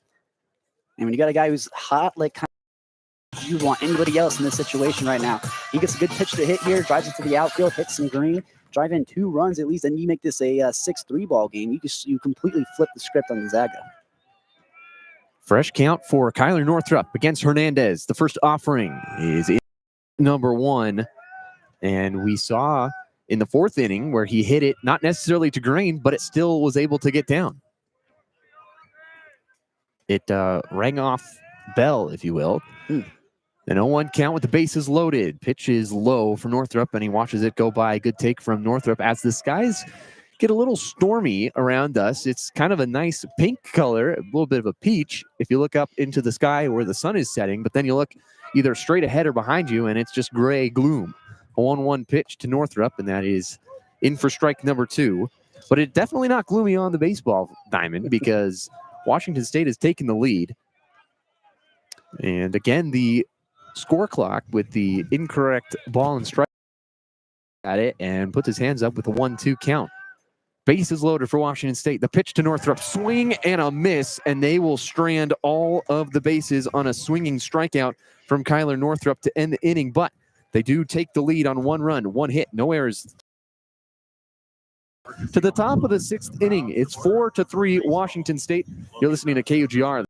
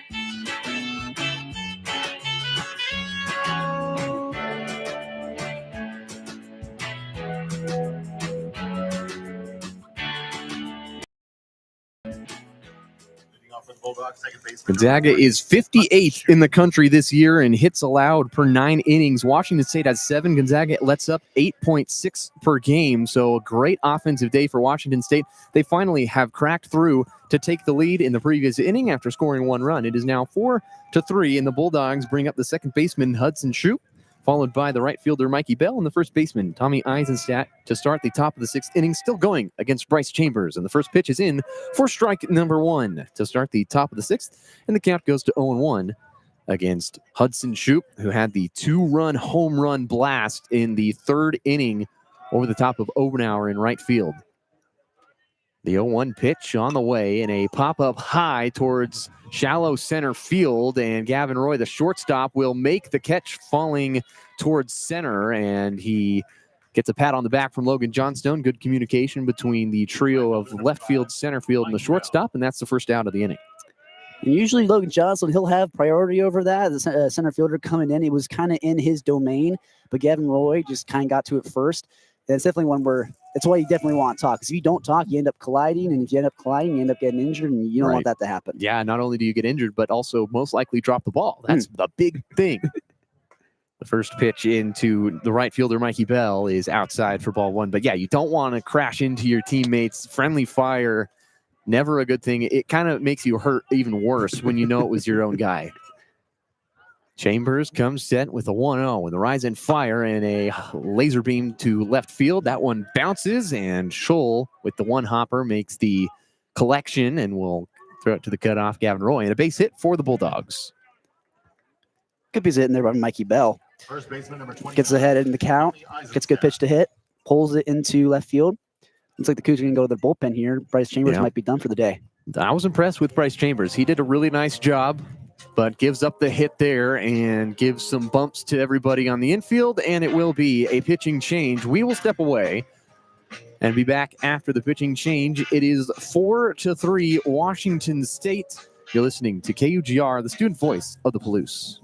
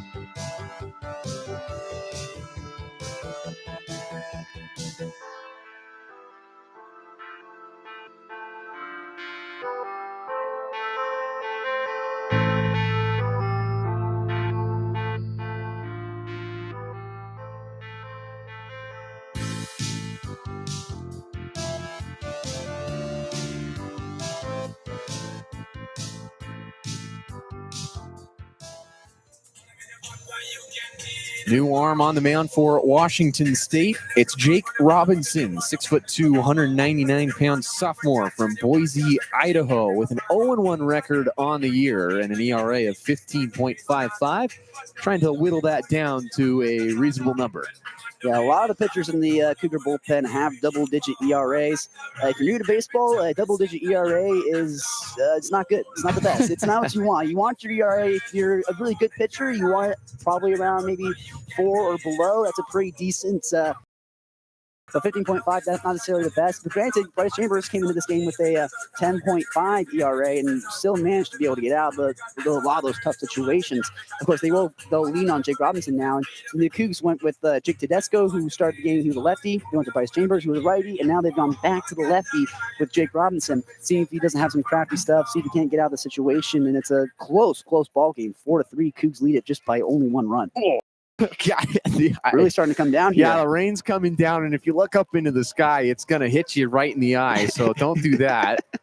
So the first batter faced for will be the first baseman, Tommy Eisenstadt, and the first offering is inside for ball number 1 as the fans begin the mass exodus out of the student section. They've had enough. The rain has come down. A lot of T-shirts and that's not going to get there, and that one is way outside, bounces off the glove of Thine, and the runner will get to second on the wild pitch. Mikey Bell, after a base hit, now advances to second, and he's in scoring position.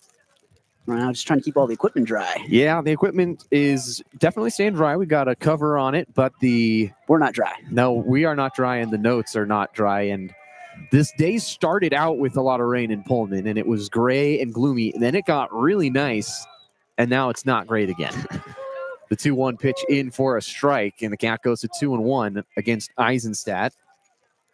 I can still read my book. That's all that matters. Is I can still see what suited what and when they did it. Right. The future plays might not be happening, might not be able to be recorded. Nothing actually happened after the 6th inning. It's weird. Next pitch is in for a strike, and the count goes to 2-2. So battling through the elements, this is what KUGR is made of. These great opportunities. So a 2-2 count. The pitch from Robinson and a chop run, and we'll fire it to first and record the out. This is Eisenstadt with the 6-3 ground out. Play by Gavin Roy. That's a chopper up the middle. I mean, either Luke Thiel or Gavin Roy could take it. Gavin Roy just takes charge, comes out, makes a play, and he's got much like Thiel, he's got a cannon. He can just whip it across the diamond. So kind of he was able to shorten up a little bit. He didn't have to make the throw from shortstop. He kind of made it more from where second base would be, but just a hard throw to catch the runner. And Eisenstadt, not necessarily the fastest, but not necessarily the slowest guy either. So to be able to catch him is really impressive. So a new arm for Washington State, and we will step away once again, and then we'll be back with the details on the new pitcher for Washington State. You're listening to KUGR, the student voice of the Palouse.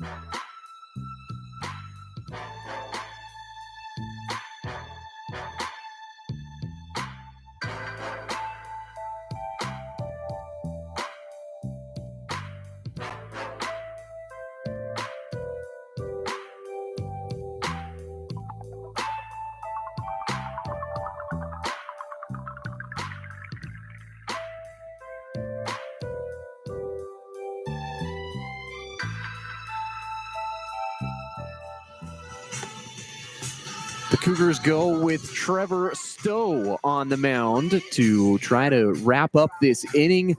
2 outs and a runner on third for the Bulldogs. Mikey Bell has worked his way to third base, and they have a runner in prime scoring position. And the game 4-3 in favor of Washington State.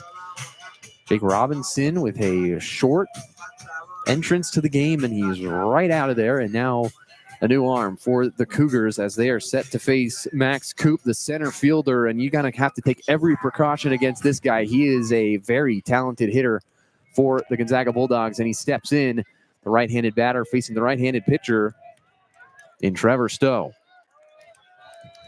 So a fresh count for Max Coop, and the first offering, swing and a miss from Coop, and he's an aggressive swinger. He's going to attack, and Washington State knows that. He struck out swinging in the 4th inning and popped out towards foul territory to the first baseman, Shonsby, in the 2nd inning. Here's the 0-1 pitch from Stowe, and that is low and in the dirt for Thine to collect. And not quite dirt, I guess. It's turf, so it's just the brown-colored turf, which is probably good for the rain that has really started to come down here in this top of the 6th inning. The field probably really nice and easy to slide on, I would imagine. Ground ball right back up the center, and a sliding grab made by Thiel, but not in time on the throw, and Bell will score, and the game is now tied. Good effort there by Luke Thiel. I mean, ball up the middle, you got to try and just knock it down. Maybe possibly throw him out at first. So he slides, and you saw there with how wet the field is out there, he slid for a long ways. And you won't get that kind of length on your slide on grass or dirt. And so he kind of slid, able to get back to his feet. And again, bit of a cannon, threw the ball straight to, or I mean, did come in a hop, but good throw from Thiel, just not in time to get Coop. Jacob Robleski up next for the Gonzaga Bulldogs. Now they have tied the game at 4 apiece. First pitch in for a strike to Robleski, the designated hitter for the Bulldogs in this game. Got a runner on in Coop. Fire to first on a pickoff attempt. Coop gets back safely. Trevor Stoll will collect the throw from Shonsby. Just mentioned too, what we mentioned before, they started with a lefty, they went to a righty, they went back to a lefty, and now they're back to a right-hander in Trevor Stowe. Another pickoff attempt. Coop dives back safely. So Trevor Stowe trying to keep Coop honest at first. He's got an 0-1 count against Robleski. Stowe with the rise and fire. Coop running. The pitch is in for a strike, and Coop will slide, and he goes over the bag because of how wet the field is, and he is tagged out. So Gonzaga scores a run on 2 hits, no errors, and now nobody left on after the overslide by Max Coop, and that will end the inning. The game is tied at of the 6th inning. You're listening to KUGR, the student voice of the Palouse.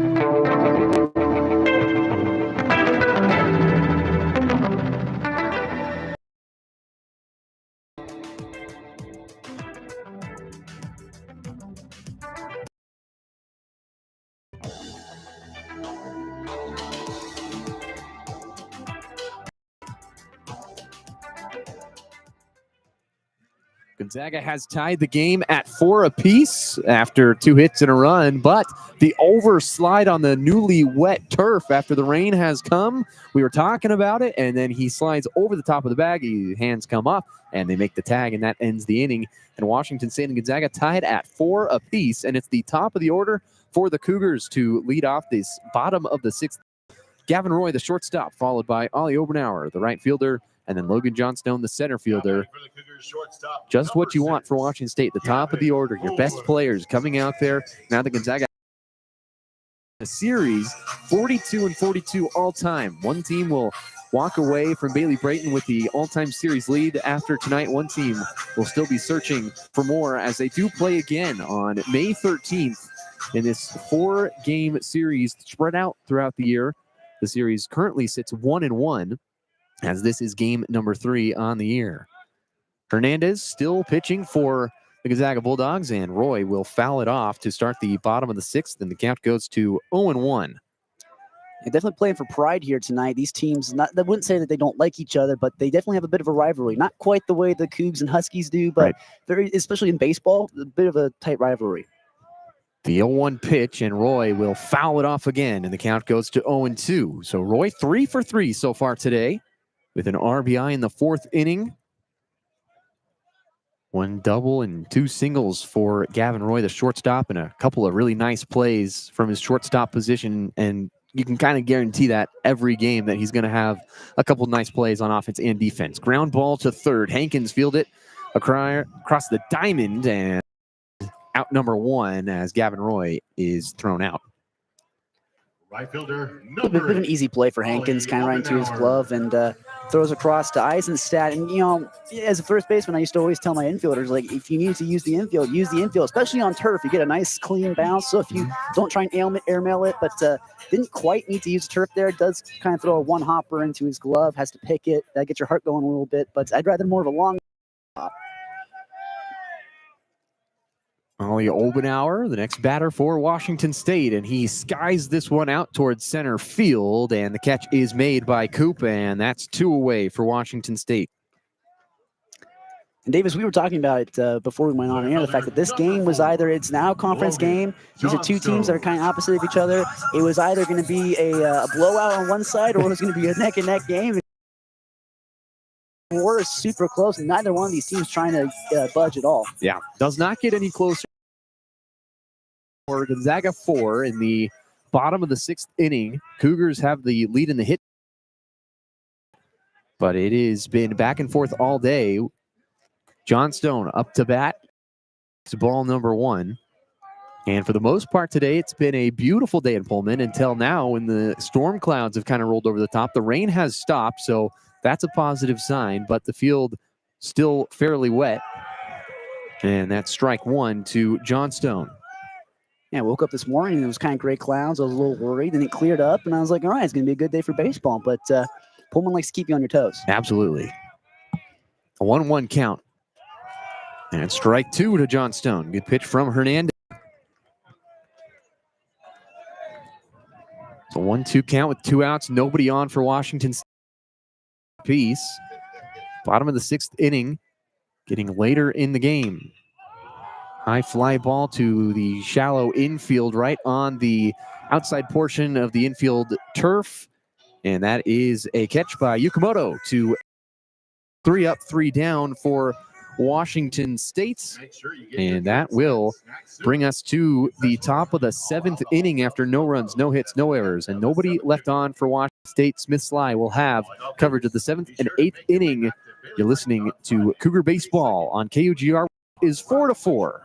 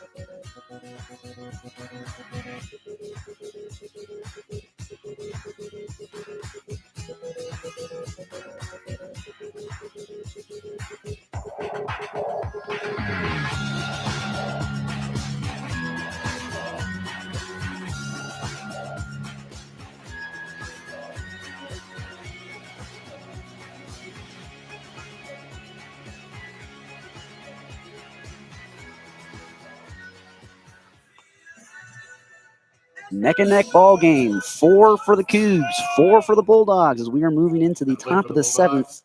And the 7-hole hitter, DH Jacob Rubleski, will kick it off for the Bulldogs. Trevor Stowe still on the mound for the Cougs, the right-hander, who came in relief for Jake Robinson, who came in relief for Bryce Chambers. Bit of a deep bullpen day for the Cougs.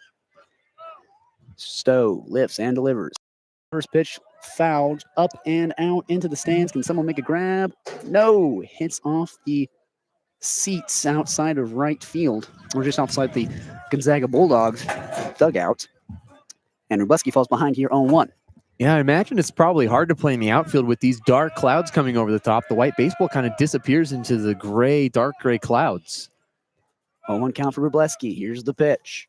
High and tight, almost clips him on the shoulder for ball one. It's a 1-1 count for Rubleski. A lot of ballparks have batter's eyes, so you're able to pick up the ball. But if you're an outfielder, this is working against you, like you said. Here's the 1-1 pitch. Thought about offering it, but he doesn't, and it's a strike on the outside corner for strike two. Rubleski falls behind here. 1 ball, 2 strikes, trying to start things off positively for the Bulldogs. Trevor Stowe takes a big breath. Here's the 1-2. High. Thought about offering it. He doesn't. It's 2 balls, 2 strikes, no outs. Here in the top of the 7th, a 4-4 ball game tied up between the Cougs and the Bulldogs. Rubleski trying to get a leadoff base runner for the Bulldogs. Here's the pitch. Swung on line off the body of Trevor Stowe. Luke Field tries to pick up the ball. Can he get him out? No, in time. Trevor Stowe is going to feel that one. Not only did it hit him, but it's a leadoff base runner for the Bulldogs off that single by Rubleski. Yeah, that's not the way you want to put your body on the line. Ugh. And Choate's going to come out, and it looks like another state. They got some people stirring in the bullpen. Not sure who they're going to call on. And it could just be the coach walking around. The gate opened, and one of the bullpen coaches is running around. So maybe not a new arm. They're probably just checking on him to make sure he's okay. The athletic trainer coming out to just make sure nothing's broken, nothing's clicking, nothing's out of place. Just probably make sure his arm is bending in the right direction. Take a couple of warm-up pitches here. But definitely, that's one of those ones that if you're a pitcher, it kind of makes your life flash before your eyes, because you think about the exit velo off the bat. It's with the metal bats, it's probably coming in about 100+ miles per hour, and you got to be able to get a glove to it. If you can't get your glove to it, what's going to happen is it's going to hit you, and it's going to hurt a lot worse than just getting hit by a pitch. Those pitches coming in maybe 90 miles an hour at the college level, but off the bat, it's coming off at about older too. It just seems everything hurts worse in the cold in baseball, especially at the pitcher position. Pitchers are not necessarily athletes, as we like to say. Oh, burn. As it brings up the 8-hole hitter, Sam Stem, with a runner on, no outs, tie ball game. Trevor Stowe still on the mound. Here's the pitch. First pitch swinging, fouled straight up and back into the parking lot. Public address announcer having a little bit of fun. 0-1 count now for Sam Stem. First time I ever heard that, I was pretty startled. I was like, that's not good for whoever's car that is, but then quickly realized not real. It's all an illusion. Here's the 0-1 to Sam Stem. Misses high for ball one. Evens it up. 1 ball, 1 strike, no outs. Runner on first base in Rubleski. And the Bulldogs trying to take the lead back in this one. Tie ball game, 4-4. Trevor Stowe comes set. Pickoff attempt over to first base, trying to get Rubleski. Doesn't get him. And look at it back into the glove of Trevor Stowe. Dark clouds. You can see them moving pretty quickly, trying to get out of here. They can't leave soon enough. Here's the 1-1 to Sam Stem. Swing and a miss on an outside breaking ball for strike 2. Trevor Stowe went to the changeup there. Got him to swing. Dogs dugout, rallying behind Sam Stem, trying to get him to get a hit here. Base knock might bring in a run. Here's the 1-2. Swung on, line drive into right field. It'll get in there to Ollie Obenauer. Rubleski will pump the brakes at second base.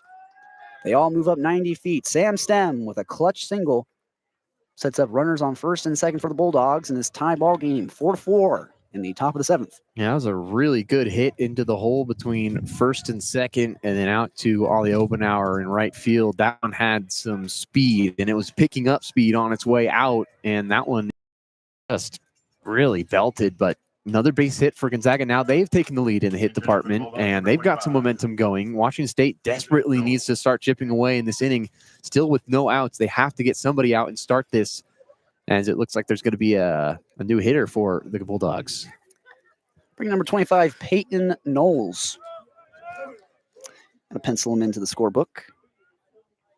Yeah, Knowles from Gig Harbor, Washington. Nice place up in Gig Harbor. 6 foot, 195 pounds for the Bulldogs. I played a couple of games up in Gig Harbor back in my day in summer ball. We travel up there every now and then. Good place to play baseball. They do produce a lot of great baseball players, so won't be surprised if Knowles here gets a nice clutch base hit. Something in the outfield will bring a run across, so they'll be sending Wróblewski. Trevor Stowe gets his sign, comes set, checks on Wróblewski at second. Squaring a bunt is Knowles. Here's the pitch. He'll try and get that bunt down. He'll foul it off. And he falls behind 0-1. And if coach gives you the bunt sign, you kind of need to get it down. One of the most frustrating things as a coach is to call bunts and have the batter not get it down on the first or second pitch. So Knowles digs himself back in, scoring a bunt again. Here's the pitch from Stowe. Will he get down? Yes, he will. Right in front of home plate. Trevor Stowe will get out of the way. Northrup will throw the third first base in time to get the out. Smart play by Trevor Stowe to get out of the way and let his third baseman get an out for him, but moves runners into second and third. Now there's only one out. Then the Bulldogs with a golden opportunity to snag the lead back from the Cougs. Yeah, good sacrifice bunt. Advance the runners with just no outs. Now there's finally an out in Washington State. Although they do chip away at it, now 2 runners in scoring position for the Bulldogs. And they have the leadoff man. He's a left-hander versus the right-hander Stowe. And here's the 0-0. Swing on, foul. It hits off an umbrella and touches down into the hands of a fan. They're definitely praying that they have those umbrellas to protect them. Makes it an 0-1 count for Yukamoto.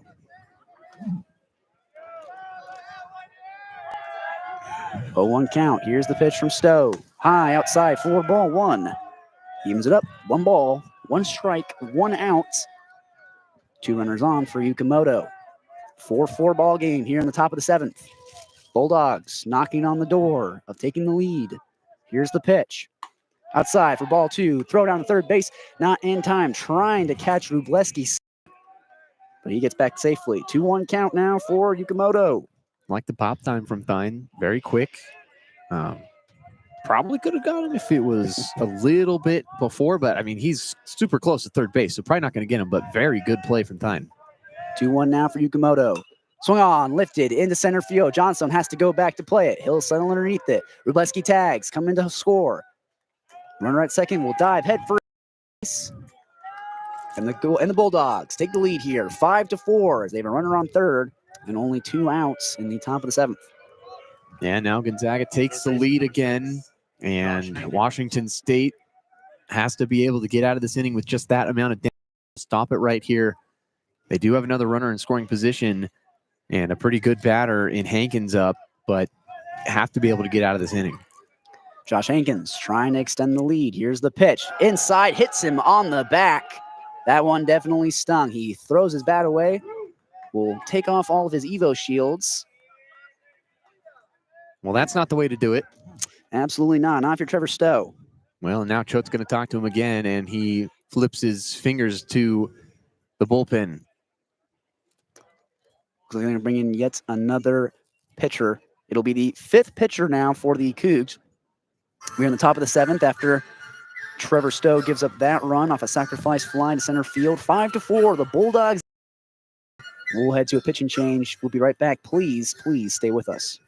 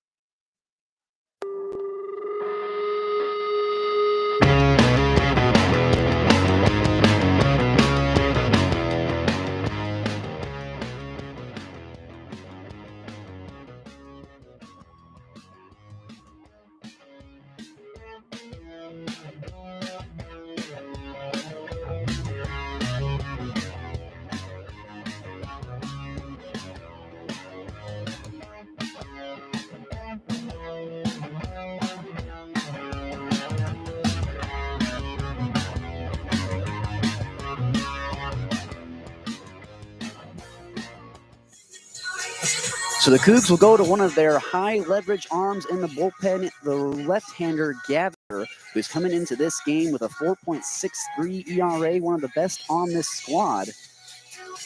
He can't slow things down here. 2 outs in the top of the seventh, with 2 runners on. Runners on first and third for the Bulldogs after they just took the lead 5-4 late in this ball game. And so far, it's been neck and neck, these two teams. Brings up the 3-hole hitter, Hudson Shoup, with an opportunity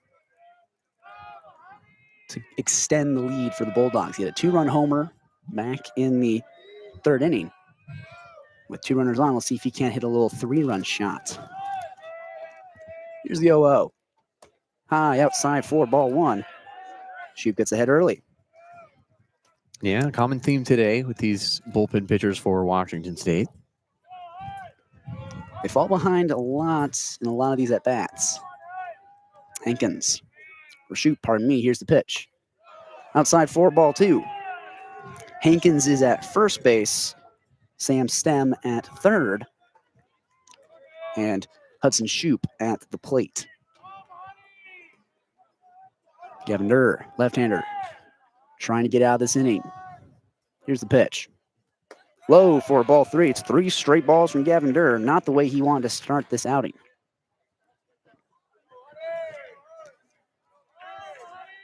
Shoup with an opportunity to drive in 1 or possibly drive in 3. 3-0 count. Here's the pitch from Durr. Center cut, fastball, strike 1. He did not have the green lights. Makes it a hitter's count now for Shoup. 3 balls, 1 strike. He's going to get a good pitch to hit here. Let's see if he matches it.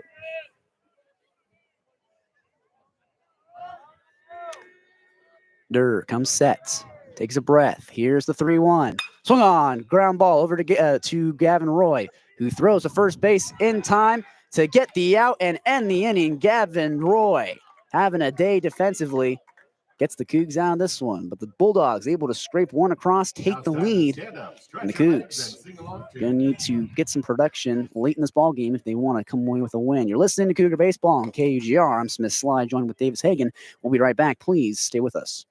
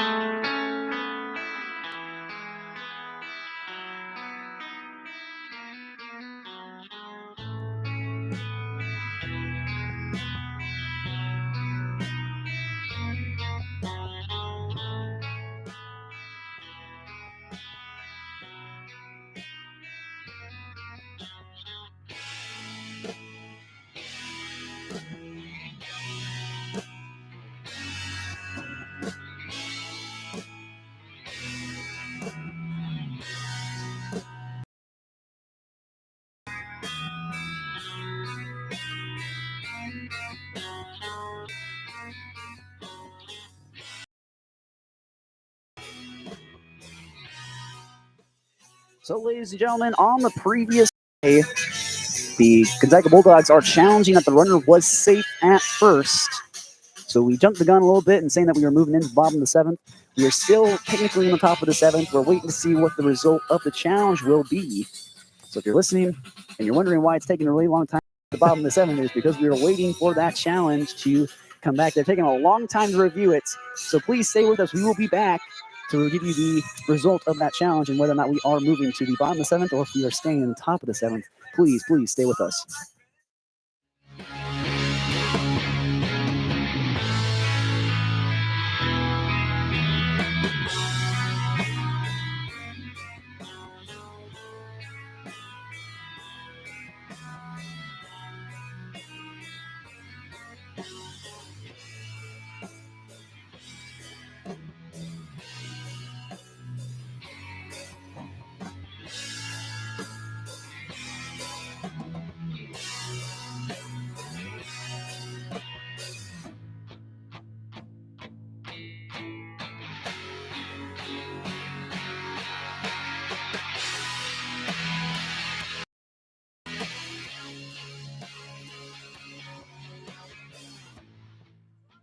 So the challenge comes back, and Gonzaga was wrong. The runner was out at first. We will move into the bottom of the seventh. The Gonzaga loses one of their challenges. It'll be Will Cresswell leading off for the Cougs. We'll be right back for the bottom of the seventh. Please stay with us. We'll be right back.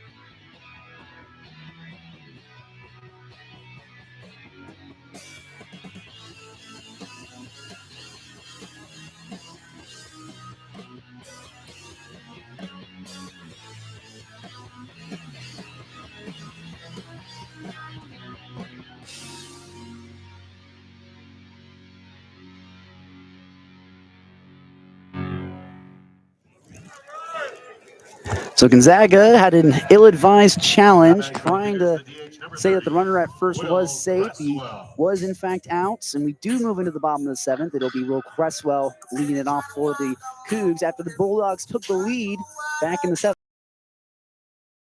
Let's see if Will Cresswell can't turn things around for the Cougs and tie up this ball game here in this one.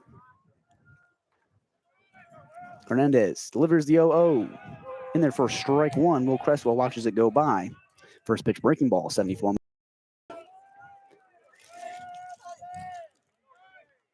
Hernandez gets ahead here. This is the pitch he goes to with the 0-1. Swung on, grounded up the middle, right into the glove of Hernandez. Will Cresswell slams his bat as Hernandez flips it easily to first base to get the out. It's a 1-3 put out. And Will Cresswell not happy about that one. Number 19. Yeah, that's unfortunate. Right back to Hernandez, who has done a pretty nice job for Gonzaga. It feels like he's been one of the longer tenured guys on the mound. He hasn't been there for that long, but he's done a good job for the Bulldogs, and that one just right back to him. Nothing you can really do about that if you're Cresswell, but definitely frustrating. Brings up Ryan Shonsby. Lefty on lefty now. Here's a pitch from Hernandez. Low and outside, has to be picked by DePaulo for ball one. Ryan Shonsby, a very dangerous left-handed batter. It's a good pitch to hit here. He could launch it over the right field wall. Here's the 1-0 to Shonsby. Low in the dirt. Another breaking ball for ball two. Shonsby gets ahead here. 2 balls, no strikes against Hernandez, who, as you mentioned, has been pretty locked down so far for the Bulldogs, especially coming in after Hammer through 9 straight balls. But since then, he's been able to keep the Cougar bats in check. Here's a 2-0. Swung on, lifted into left field, backing up Sam Stem. He has the beat on it. Can he make a catch? Yes, he will. Just in foul territory. It's an F7. And the Cougs have 2 outs here in the bottom of the 7th. Down by 1, 5-4. Left fielder, Bulldogs number trying to 9, slam the door late in this one. Jonah Scholl.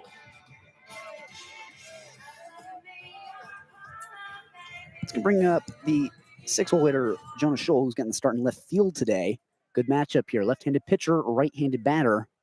See if Jonah Scholl doesn't get a good pitch to hit here and get a little 2-out rally going for the Cougs. Here's the pitch. Low for ball 1, pardon me. Got ball and strike mixed up there for a second. It's 1-0 count now. It happens occasionally. Happens to everyone. 1-0 count now for Jonah Scholl. Here's the pitch. Swung on, fouled, right field side and out. Just outside of the batting cages on the right side of the field. 0-1 count. 1-1 count, pardon me. Hernandez gets back on the mound, gets his sign, comes set from the stretch. Here's the pitch. Low in the dirt for ball 2. Hernandez is one of those pitchers who does not go from the windup with no runners on. So even with no runners on, he's still from the stretch. That's how I used to pitch.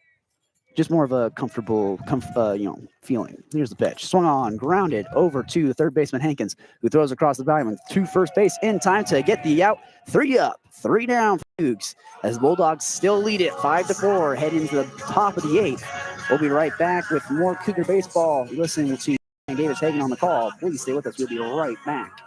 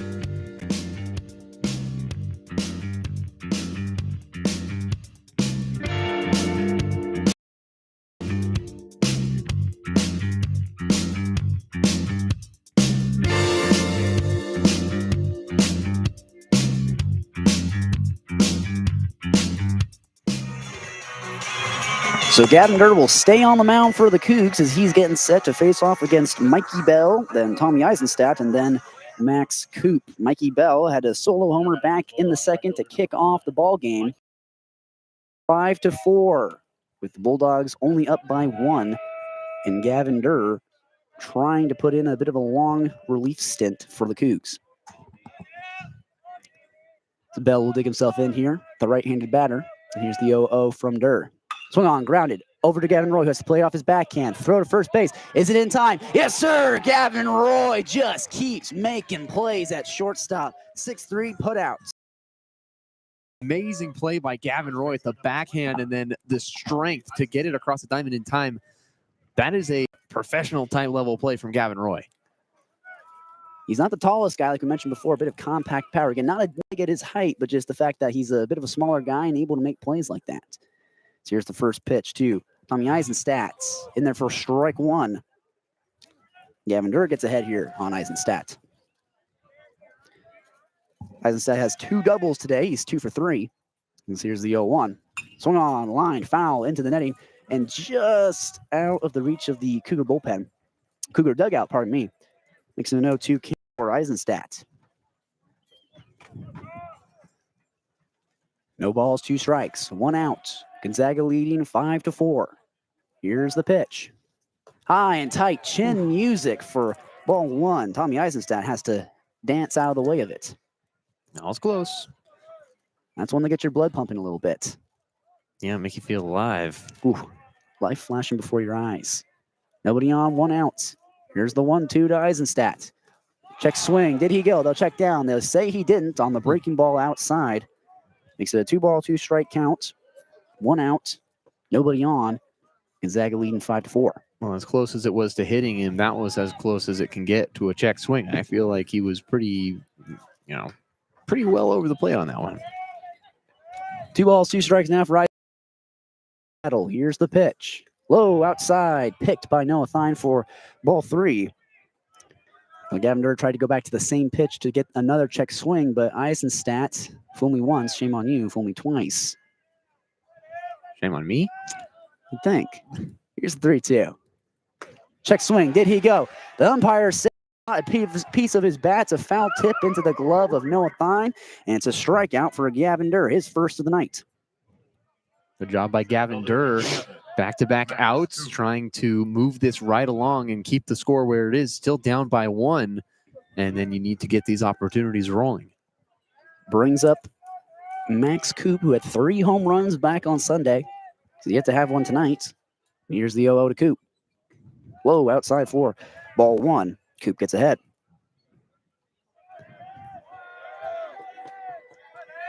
Gavin Durr, let's see if he can get back-to-back strikeouts here. So he battles back against Coop. Here's the 1-0. Swung on and fouled right back into the glove of Noah Thine. He holds on to it. Strike 1. 1 ball. 2 outs, nobody on. 5-4, Gonzaga leads it. Here's the pitch from Durr. Breaking ball, swung on and missed. Max Coop didn't get any of that. 1 ball, 2 strikes, 2 outs. Here in the top of the 8th. Now 1 run, Bulldog lead. Gavin Durr with the 1-2. Low in the dirt for ball 2. Trying to get a swing and a miss, trying to get him to chase, but Max Coop showing some pretty good plate discipline. It's 2 balls, 2 strikes, 2 outs. Here's the pitch from Gavin Durr. Swung on, fouled, straight back and out. Will it hit the lights? Just misses the light fixture and goes out of play. I have been in a ball game where the foul ball came up, hit one of the lights, shattered the glass, and kind of rained down on the fans. Not a fun night. This is the 2-2 yet again, outside for ball 3. And Gavin Durr is watching Max Coop start to wiggle away from him. Full count for Max Coop. Nobody on. 2 outs. Gavin Durr with the 3-2. High for ball 4. The first walk given up by Gavin Durr. And it comes with 2 outs and nobody on here in the top of the 8th.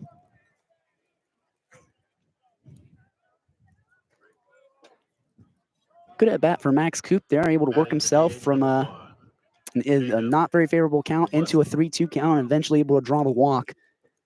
It's a quality at bat in the books. This brings up the DH Jacob Rubleski.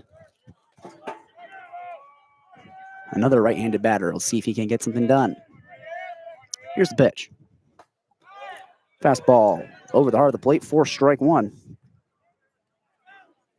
Should probably say that looked like a little bit more of a changeup. Came in at 85, kind of dropped over the heart of the plate. This is a good pitch there from Gavin Durr. Here's the 0-1 to Rubleski. High and outside. Throw down to first base. In time? No, they can't get him on the back pick opportunity. They'll just give the ball back to Gavin Durr. I've been impressed with Thine's pop time today. He has been rifling the ball. We had one good one to third that wasn't quite in time. This one also not in time, but he's definitely a guy that can keep these runners honest. They're definitely thinking about it. 1 ball, 1 strike for Rubleski. Here's the pitch. No, to pickoff attempt over to first base. That lefty pickoff move from Gavin Durr, a little bit less of a tell than Jake Tedesco had. Yeah, that Tedesco feels like a completely different day way back in the first couple of innings getting the start today for Washington State. Here's the pitch. Swung on, drilled into left field, backing up. Jonah Scholl, will it get down? Yes, it will. It bounces into the corner. Max Coop will round third base. They're sending him home. The throw to the plate. Is it in time? No, sir. Max Coop scores. And it's a double RBI for Rubleski to make this a 6-4 ball game as Max Coop dives headlong into home plate by 2. Yeah, the devastating play for Washington State. You get the 2 outs and you're only down 1, and then you give up the almost perfect field to make for Jonah Scholl, and then the throw home was a couple potentially being an out, and all of a sudden now it's 6-4, and Gonzaga's got 9 hits in the game. Left-handed batter Sam Stem up now. is the 0-0 pitch. Breaking ball in there for strike one. Gavin Durr just trying to get out of this one. He's got 2 outs. He's got a runner on second base. You just got to get after Sam Stem here and maybe get him to ground out. Gavin Durr. Here's the 0-1. Swung on, lined into the glove of Ryan Shannon. Doesn't even need to move. An L3 to end the inning. The Gonzaga Bulldogs make this a 6-4 ball game as they lead by 2, and we will move into the bottom of the 8th. You're listening to Cougar Baseball on KUGR. Smith Slye and Davis Hagen on the call. Please stay with us. We will be right back.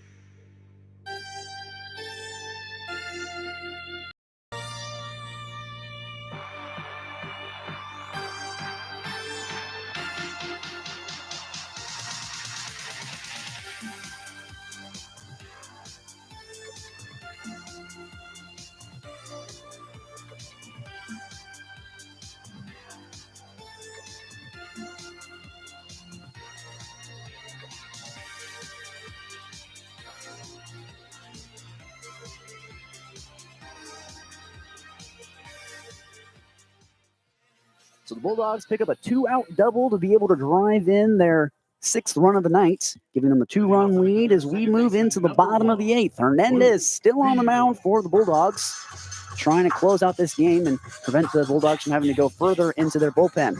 As it'll bring up the 7-hole hitter Luke Thiel out of Chandler, Arizona. Hernandez gets his sign, comes set. Luke Thiel digs himself in, and here's the 0-0. Breaking ball outside, catches the corner for strike one. Luke Thiel trying to start things out here as the Cougs are down by 2 in this close ball. The Cougs just need to get some base runners. Here's the 0-1. Another breaking ball. This one misses just outside for ball 1. 1 ball, 1 strike, no outs. Luke Thiel trying to kick things off in a positive note for the Cougs. Here's the 1-1 pitch to Luke Thiel. Breaking ball, lower inside half for strike 2. Luke Thiel falls behind. 1 ball, 2 strikes. Hernandez throwing him nothing but breaking balls so far in this at-bat. Will he go to the fastball? Here's the 1-2. Swung on, fouled, straight back into the nets. Yet another breaking ball. If it ain't broke, don't fix it. Trying to spin Luke Thiel to death here. Luke Thiel pounds his chest, taps in. The 2-strike approach for the Cougs. Trying to win this at-bat against Hernandez. Here's the pitch. Breaking ball hits him on the leg. He'll move up 90 feet. It's a hit-by pitch to put Luke Thiel on board. And Hernandez lets him squirm away from him. Pitch hitting number 27, Griffin Myers.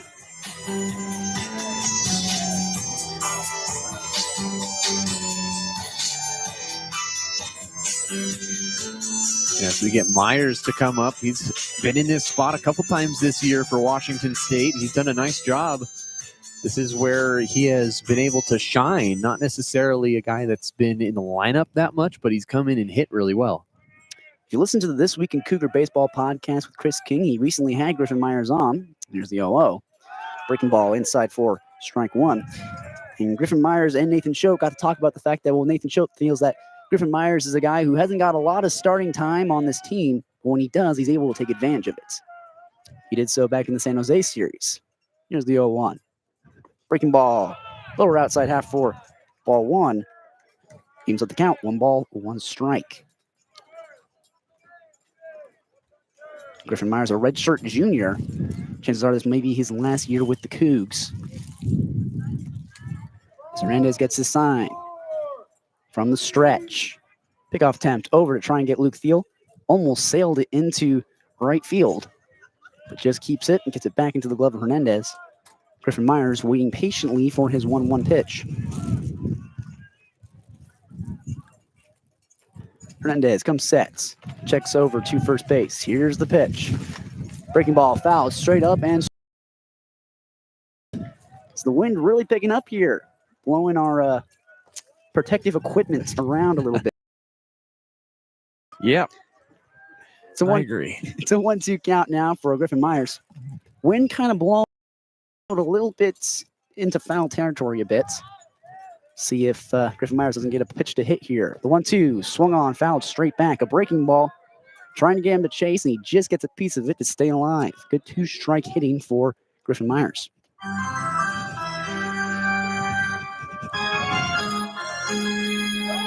Yeah, Griffin Myers is here 15 of 46 total at-bats, and he's got another chance here to add to that total. Clutch situation now for the Cougs. No outs. Runner on first. Can he get it done? Here's the pitch on, fouled straight back into the net. Able to stay alive here, still with 2 outs. Count remains 1 ball, 2 strikes for Griffin Myers. Hernandez. A long at bat so far for Griffin Myers. See if Hernandez can't end it here. Here's the 1-2. Swung on, foul, straight back into the netting. Hernandez goes to the fastball, and Griffin Myers was ready for it. Count remains 1 ball, 2 strikes. Using to die. Yeah, 7th pitch of the at-bat coming up for Griffin Myers. And you know he's going to be trying to stay alive as long as he possibly can. Trying to get Hernandez tired. Here's the 1-2. Swung on, grounded. And it'll lay now as Hankins, third baseman. Throw to first base in time. Yes, sir. They'll get Griffin Myers after Hankins lays out and makes a play. A 5-3 put out to get Griffin Myers. But he does move Luke Thiel into second base, into scoring position. They'll bring up the 9-hole hitter, Kyler Northrup, who's now on a 16-game hitting streak.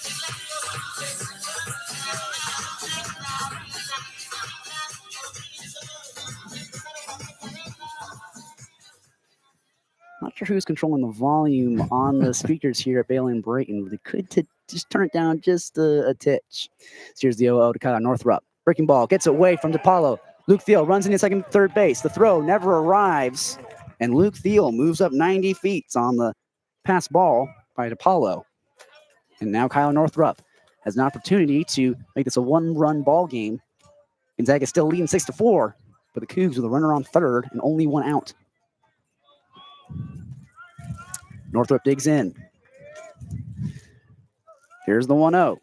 Swung on, line, into the outfield. Luke Thiel, he'll score. The center fielder, Max Coop, will get it in quickly. Kyler Northrup just can't stop hitting the baseball. Picks up an RBI, makes this a 1-run ball game, 6-5. Gonzaga still leading it, but the Cougs have some fight in them. Shortstop. 3 RBIs today for Northrup. Just continues to be a great player for Washington State after early in the year got removed from the lineup after he picked up multiple errors in the Arkansas series and later on in the Corpus Christi tournament. And then he's been inserted back into the lineup, and he has been phenomenal. Lineup card flips over. Gavin Roy digs in with an opportunity to tie up this ball game. First pitch to Roy. Breaking ball in the dirt, taken all the way for ball 1. And Hernandez loves to go to first pitch breaking balls. A couple of them he's landed, a couple of them he's missed, just like that one. So 1-0 count for Gavin Roy. 6-5 ball game. Gonzaga leading. Bottom of the 8th. Here's the 1-0. Swung on, fouled straight to the netting. Evens up the count. 1 ball, 1 strike as Gavin Roy chased after a top shelf fastball.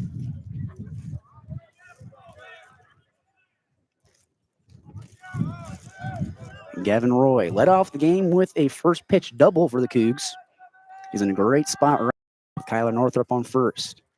Can he get a clutch hit for the Cougs? Here's the 1-1. Fastball, middle, taken all the way for strike 2. If you wanted a pitch to hit, I don't think you could have gotten a better one right there. Van Roy's a guy that can definitely sky one deep, and I'm surprised he didn't necessarily take that opportunity with Northrup at first and just 1 out. That was a primetime take for Roy. 1 ball, 2 strikes, trying to stay alive. Here's the pitch. Swung on, lined into the left around second. He's trying to get into third. Gavin Roy will get thrown out at second base. This catches Gavin Roy trying to stretch it into two. Northrop will move into third, but Gavin Roy gets caught trying to get a little too greedy. It's a single and caught stealing. Number 8, Ollie Obenauer. So 2 outs now in the bottom of the 8th. Still a 6-5 ball game, but Ollie Obenauer come up to the plate with Kyler Northrop on third. Base knock will score him. He would tie up this ball game. Yeah, we talked about how Roy didn't take his opportunity and then immediately answers. As the Gonzaga Bulldog coach will call a mound visit, bring in the whole infield. That's one. If you're Gavin Roy here, you don't necessarily need to stretch that into a double. Right now, you just got to be trying to get the next run. And so as he gets a little too greedy there, tries to stretch it out in for 2, gets thrown out by a mile. Yeah. It was a good play there by Max Coop, who saw Northrop going into third, pardon me. But then, of course, he changes his body weight, kind of dekes out Gavin Roy, throws into second base with plenty of time. Just a really heads-up play by Max Coop. They'll leave Hernandez on the mound. They'll break. The infielders will go back to their positions. But again, Ollie Obenauer with an opportunity now with 2 outs. If he can get a 2-out single, could tie up this ball game, 6-5. Gonzaga still leads it here in the bottom of the 8th. Yeah, and with how good of an athlete Roy is, I can see where you hit that ball into left center and it gets down into a lot of open area, and you know you've got speed. You can try to test the waters, but in this situation, when you only had 1 out, I think sometimes you just got to put the brakes on and live the fight another day. The 0 to Obenauer. Breaking ball. Gets past Apollo. Kyler Northrop comes home. Slides. Is he safe? Yes, sir! Kyler Northrop swipes home play on the pass ball past Apollo. Ties up this ball game. 6 for the Cougars. 6 for the Bulldogs in this neck-and-neck ball game. Great heads-up play by Northrop to come home, and he was like a jet airliner. He was moving so fast down from third to home. Here's the 1-0 to Obenauer. Swung on and missed on the breaking ball. Strike 1 to Obenauer. That's some good heads-up base running from Kyler Northrop. Saw the pass ball, saw the ball down, and took off immediately. And like you said, he was moving. He's a really fast runner. So he uses his speed to his advantage. Here's the 1-1 to Obenauer. Breaking ball just misses low for ball 1. Ball 2, pardon me. 2 balls, 1 strike for Obenauer. The blank canvas in front of him and 2 outs. Hernandez comes set. Here's the pitch. Fastball, center, cut, taken all the way. And you'd think that batting with runners on would be the most stressful situation, but really, batting with nobody on, 2 outs is actually a pretty stressful situation for a hitter. 2 balls, 2 strikes, 2 outs. Here's the pitch. Fastball outside, just misses for strike 3. Big league take from Ollie Obenauer, not to offer at that one. Full count with 2 outs. Tie ball game, 6-6 here in the bottom of the 8th. So Hernandez comes set. Here's the 3-2. Swung on, fouled, straight back out of the reach of DePaulo. And Obenauer lives to see another pitch. They barely got a hold of that one. So still alive, but just by the skin of his teeth. And baseball's a game of inches. 1 inch down, and that's a strikeout. Here's the 3-2 yet again. Swung on, fouled, straight back into the netting. Obenauer just trying to fight here.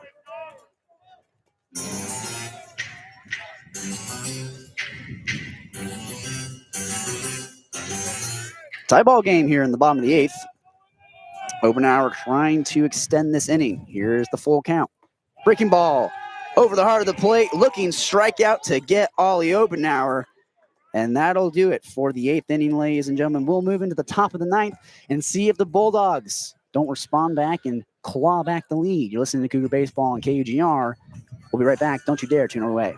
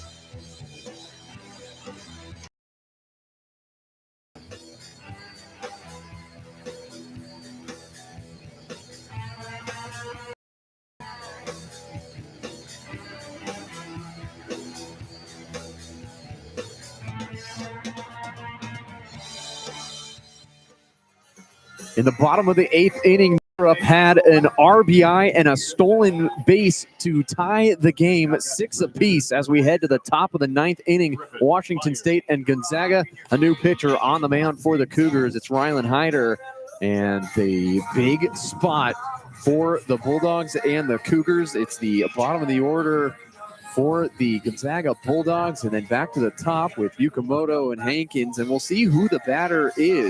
Looks like the 27 Reese Schurman will be the batter to be in this 9 spot. They had DePaulo and then Knowles, and now it's Reese Schurman.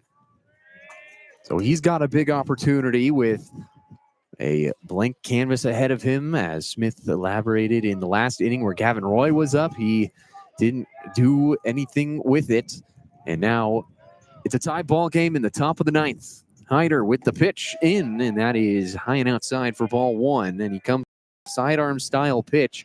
Rylan Hyder in a opportunity to hold Gonzaga to nothing and then allow Washington State a chance to win the game in the bottom of the 9th. Here's the 1-0 pitch, and that is in for strike 1. Surprisingly, Rylan Hyder actually wasn't really a submarine pitcher for much of his career. It wasn't until last year that Nathan Choate came and talked to him and asked him if he'd be willing to switch, and he made the switch, and now he's been pretty locked down for the Cougs. The 1-1 pitch from Hyder. High and outside, similar to the very first pitch in the same location, and the count goes to 2-1. This can be a really tough pitcher for the Bulldogs after you've been seeing righties or lefties and the normal, launch point, but now it can be completely throw you off. The pitch on a 2-1, in for strike number 2. So the count goes to 2-2 against Sherman, who played his high school baseball at Mount Spokane and was first team all Greater Spokane League, where the Pullman Greyhounds play, native to the Washington State campus, but not in the same classification. Here's a 2-2 pitch and a swing and a miss from Schurman, and he strikes out. And that's the first out of the inning for the Cougars, and it's back to the top of the order with the shortstop Yukamoto coming up for the Bulldogs. But what a pitch by Hyder, and they get one away with 2 to go until they can get their offense back up and try to win this game in the 9th inning. And Rylan Hyder's been a closer for these Cougs all year, and he's making these batters look silly. So we'll see if he doesn't do the same thing to Yukamoto. Fresh count for Yukamoto. And the first pitch from Hyder is in for strike number 1. It's been in every other inning at bat opportunity for Yukamoto today. 1st, 3rd, 5th, 7th, and here again in the 9th. Hyder with the pitch. That is outside. The count goes to 1-1. Yukamoto had a fly out to center field, sacrifice RBI that brought home Sam Stem in the 7th inning to give him 6 runs. This one's fouled off backwards, and the count goes to 1-2 off the net.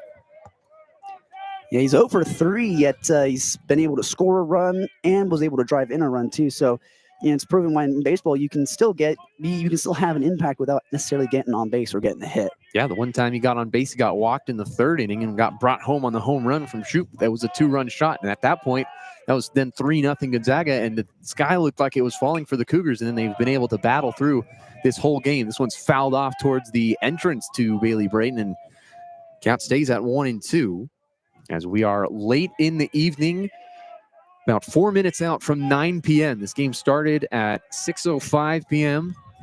and has been going all night, and it's been a fun one between the Bulldogs and the Cougars. A 1-2 pitch. Yukamoto fouls it off again. Another foul ball. Yukamoto really battling up there. He's got 1-2 count, just refusing to go down. Rylan Hyder's a guy in a count like this. He'll take advantage. He'll throw something he just can't hit, and somehow Yukamoto's just finding ways to get barrel to it. 1-2 count against Yukamoto. Hyder comes set on the mound. 1 out, nobody on. 6-6 ball game, top of the 9th inning. Here's a 1-2 pitch and a foul ball down the 3rd baseline once again from Yukamoto. So he's staying alive, and the count has not budged, and it's a 1-2 count against Yukamoto. If you're Rylan Hyder, you're just trying to get out of this inning as fast as you can, and Yukamoto's kind of throwing a wrench in your plans. And the infield umpire going to make him throw the ball to the dugout. So you saw the second base umpire was saying that Rylan Hyder went to touch his mouth and then went to touch the baseball. And I'm pretty sure the rules in college, you're supposed to, you have to, if you're going to touch your mouth, with your fingers, then you have to go and like wipe it on your jersey, on your pants or something like that. And you can't go from your mouth straight to the ball. There's an order in which you're supposed to go, mouth, jersey, ball. And what it sounds like is the second base umpire basically was watching Hyder, saw that he went to his mouth straight to the ball. You're not necessarily supposed to do that. Whether or not Hyder's actually trying to do something, to alter the grip on the ball is like, sometimes it's just a mistake. It's just that they just forgot that they did that. Yeah, it looks like they're in a agreement that it was the mistake. Hyder was showing the umpire what he was doing, and they both give each other the thumbs up. So good analysis from Smith up here at the broadcast table. And we will resume play. A 1-2 pitch and he's putting together a really long at bat right now. Yes, he is. A strikeout to Schuerman for Hyder to start the inning. Trying to put away the second out. There's nobody on for Gonzaga. A tie ball game at 6 apiece in the top of the 9th. Hyder gets the call on a 1-2 pitch on the way, and that is outside. Behind home plate. Definitely much taller than Noah Thine.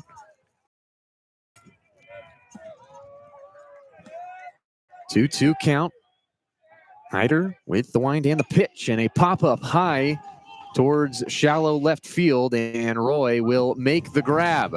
The shortstop, Gavin Roy, a stalwart defensive player for the Cougars. And that's the second out of the inning, and that'll bring up the third baseman, Josh Hankins, who has flown out twice to center field, a 6-3 ground out, and then he got hit by a pitch in the 7th inning. So he's been all over the place today. That's another guy who, he hasn't gotten a hit today. He's 0 for 3. So, if statistically speaking, he's due right now. Hyder's pitch is low for ball 1, and Myers will throw it back to Hyder. Myers, 6'4", 212 pounds. So definitely a big unit behind home plate.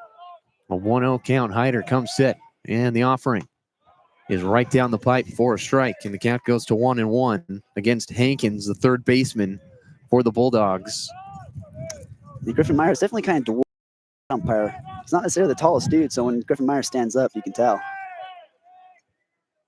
Hyder with the 1-1 pitch on the way, and a check swing. He pulled it back, and did he go? He did not.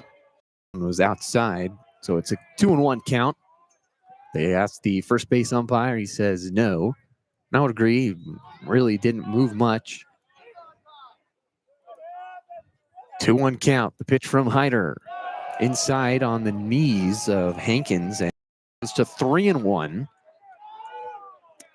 And Josh Hankins, he's from Philadelphia, Pennsylvania. It's interesting because a lot of these guys on Gonzaga are usually from Spokane or someplace in Washington, so Philly is just a bit of a stretch. 3-1 pitch to Hankins, and that is ball 4. It's inside, and a walk for Hyder.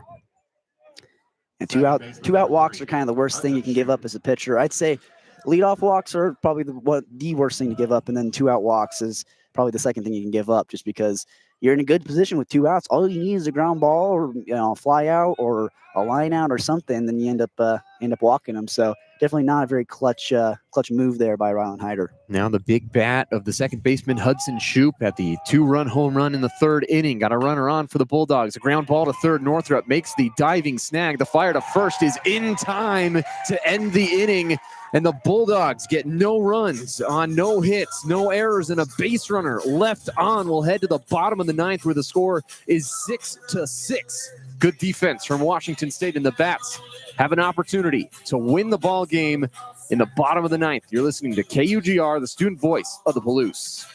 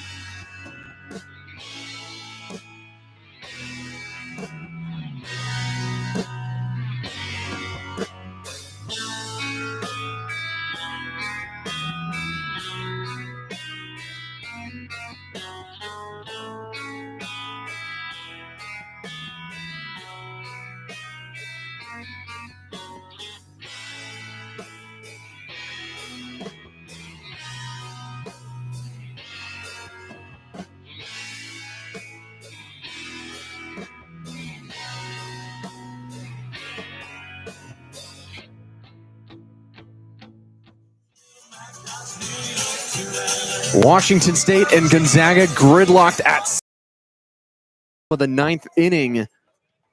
Logan Johnstone, the third spot batter, the center fielder for the Washington State Cougars, followed by Will Cresswell, the designated hitter, and Ryan Shonsby, the first baseman, with a primetime opportunity just past 9 p.m. Almost 3 hours of baseball to get to this point. It's been a war at Bailey Brayton, and Logan Johnstone has the opportunity to win the game for Washington State. One run is all it takes in a 6-6 ball game as we start the bottom of the ninth. Hernandez pitch, ground ball back to the pitcher, and Hernandez will flip it to first and get the first out of the bottom of the ninth with the 1-3 put out.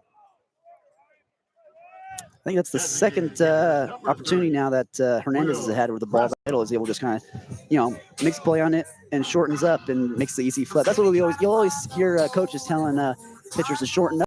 Again, like we like to say that pitchers are not athletes. We don't trust them to make that throw to first base. So if you have time, shorten up, get as close to first base as you can, make a nice little flip. Because the last thing you want to do is, and I've done it before, you try to field a ball as a pitcher and you think, I'm about to take the hero shot here. I'm about to just throw an absolute dart to first base. It ends up sailing into right field and they end up on third base. So it's one of those things where you want to ask your pitcher to come in and just easy. As Hernandez will come out of the game, Mark Machoff, the coach for the Gonzaga Bulldogs, will send his pitcher back to the dugout and they'll get a new arm.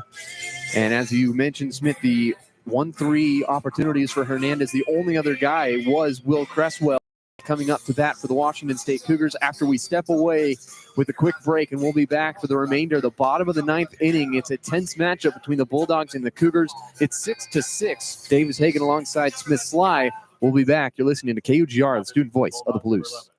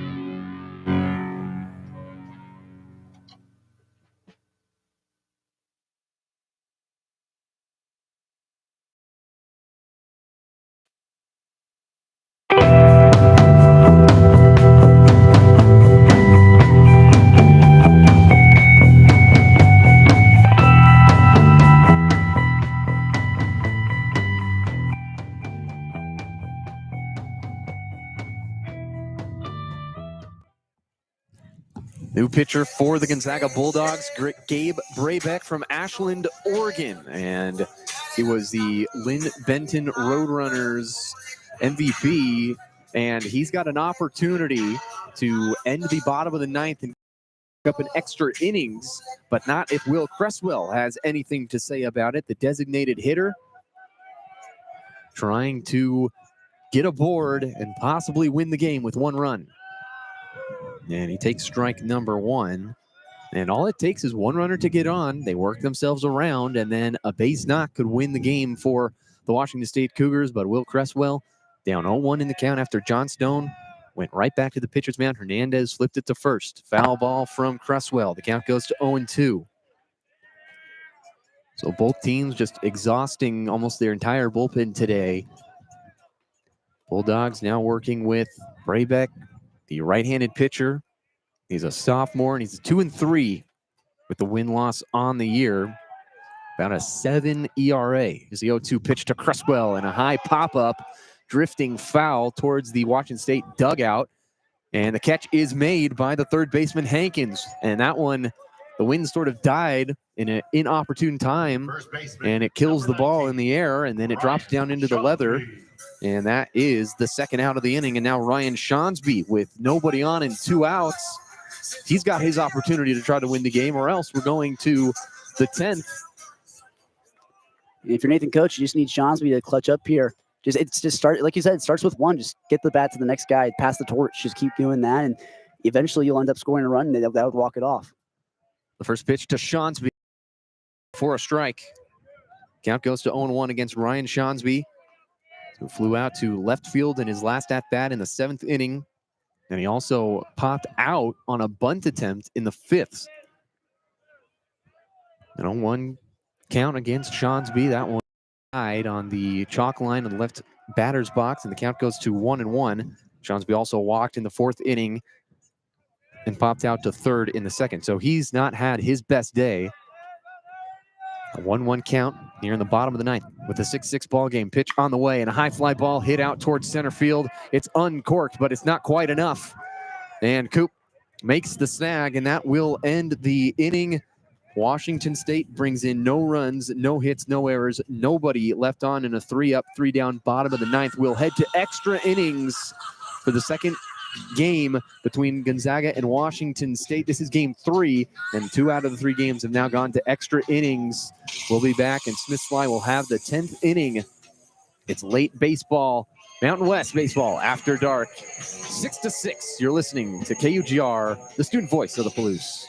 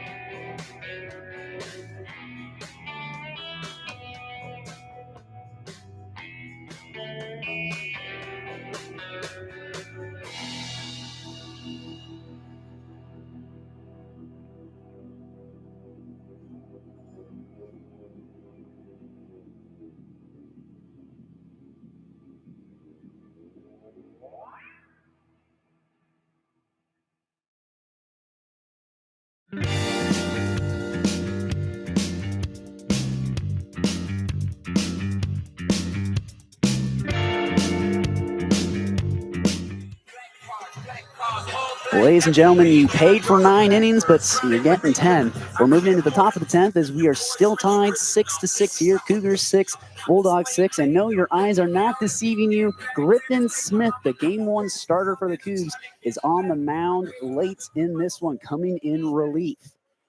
A multifaceted pitcher, starting pitcher and a relief pitcher, as it'll be number 5, Mikey Bell, coming up to start out top of the 10th. He had a solo homer back in the 2nd inning to start out the ball game. See if he can't start things out right for the Bulldogs. First pitch from Griffin Smith, in there for strike 1. He gets ahead early, 0-1 against Mikey Bell.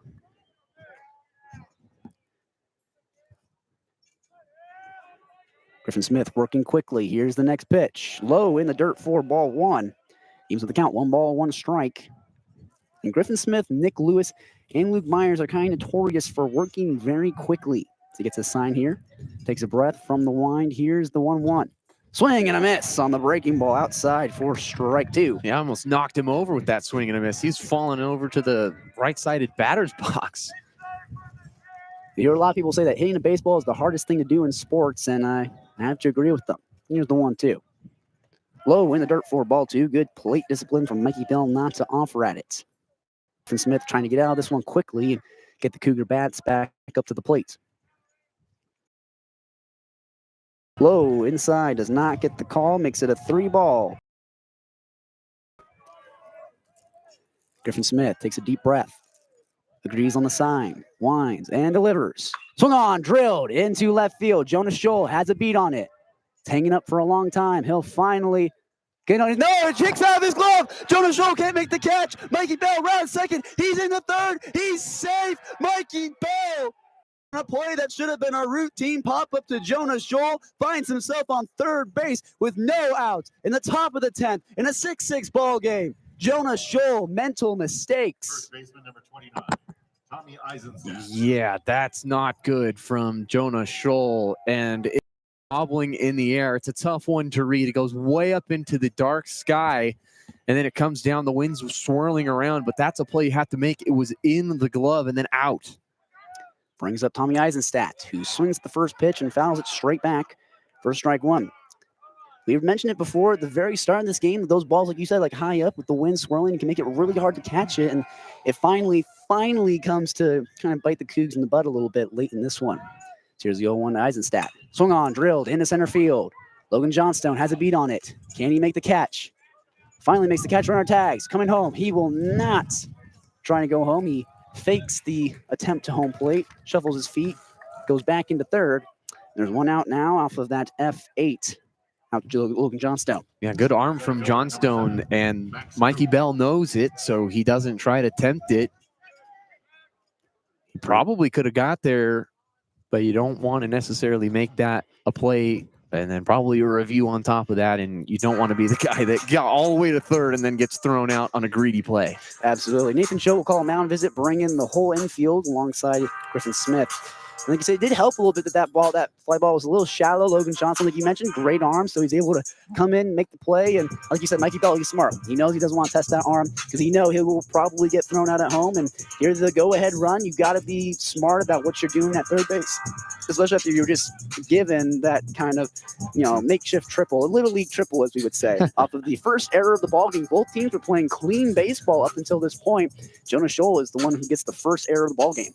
Yeah, and that's got to feel hard for Jonah Scholl to swallow, because that's a play 9 times out of 10 he's going to make, and it just so happens that it's in the 10th inning against the Gonzaga Bulldogs, who you're going to have to battle and almost play a perfect game to beat. They're a really talented team, and you finally make your first error, but just got to be able to shake it off, and the next one's probably coming. You got to be able to make the play. Go ahead. Here's the pitch. Low in the dirt for ball 1. Max Coop trying to drive in Mikey Bell on third base with 1 out here in the top of the 10th. Tie ball game. Griffin Smith from the windup. Here's the 1-0. Fastball. Inner half. Strike 1. He evens it up. 1 ball, 1 strike, 1 out, 1 runner on, 1 error for the Cougs. Griffin Smith takes a breath. Here's the 1-1. The runner's trying to steal home. The bunt. He's going to be safe. The throw at first base in time. They'll get him. It's a suicide squeeze from Max Coop. They get the run. They get the go-ahead. 7-6 in favor of the Bulldogs, as the Cougs didn't know what hit them. Well, now the Bulldogs have taken the lead, and that stings for the Cougars, because if Scholl makes that catch, he's not even at third. Plus, that would have been the final out. It's going to bring up Jacob Rubleski with 2 outs and nobody on. So he swings at the first pitch, swings out of his shoes, almost fell down, and he falls behind 0-1. Yeah, Bulldogs aggressive. They want this one. Can. 0-1 count now for Rubleski. Griffin lifts and fires. Low inside for ball 1. Gives up the count. 1 ball, 1 strike, 2 outs. Nobody on. Blank canvas for Rubleski. It's from Alberta, Canada. Here's the 1-1. Swung on, lifted into center field. Logan Johnstone. Jonah Scholl converging on it. Scholl will call him off. Finally make the catch. He catches this one and ends the inning with a little F7. But the Bulldogs get the go-ahead off the suicide squeeze, making it 7-6 as we head into the bottom of the 10th. We'll see if the Cougs can't rally or if they'll fold under the pressure. You're listening to Cougar Baseball Live on KUGR. Stay with us in this nail-biter. We'll be right back.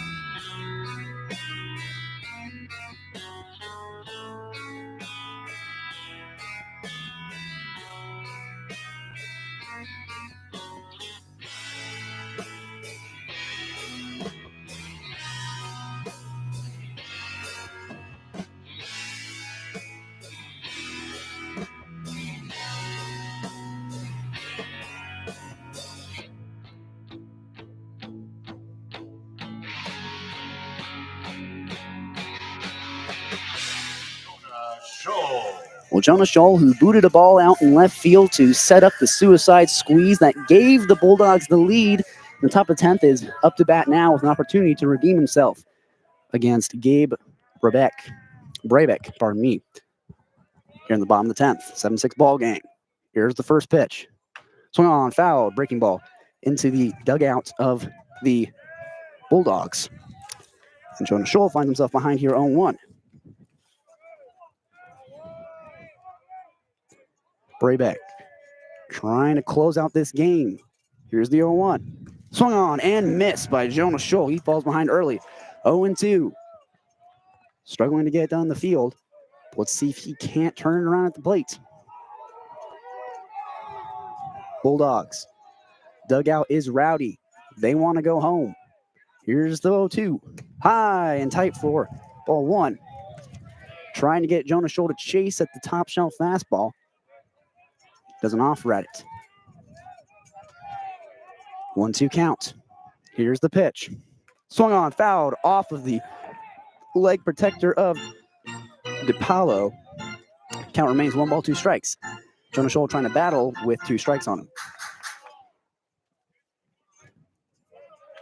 He has Luke Thiel coming up after him. If he can get on base, pass the torch to the next guy, play a little small ball, what the Cougs are known for. 1-2 count for Jonah Scholl. Trying to stay alive, trying to battle. Here's the pitch from Brabeck. Low in the dirt for ball 2. Good take by Jonah Scholl. Plate discipline on 2 strikes. It can be really easy with 2 strikes to kind of get outside yourself, try and chase after a pitch that isn't necessarily there, but Jonah Scholl and the rest of these Cougs do a great job of staying contained. Here's a 2-2. Swing and a miss on the breaking ball. Brabeck starts out the bottom of the 10th by sitting down Jonah Scholl. Booted a ball out and left and strikes out to start off the bottom of 10th. And Brabeck picks up his first strikeout of the night. Brings up Luke Thiel, starting second baseman for the Cougs. Nobody on, 1 out, down by 1 after the Bulldogs got the go-ahead off a suicide squeeze back in the top of the 10th. Here's the first pitch. High and outside for ball 1. Luke Thiel trying to turn things around here for the Cougs. It starts with 1.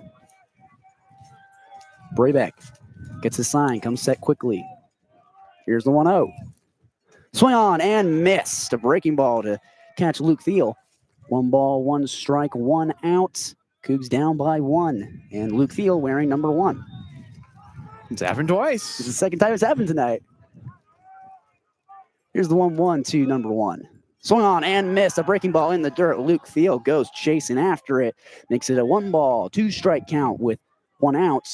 Cougs still down by 1 here in the bottom of the 10th. Clutch situation now for the Cougs. Leaning on Luke Thiel right now.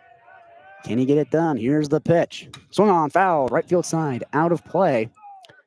Hits all, just goes past the video board outside right field. That would be a dangerous foul ball. Don't want that to happen. It'd be an expensive foul ball. It's a nice board. 1 ball, 2 strike count here now for Luke Thiel. Trying to stay alive. Here's the pitch.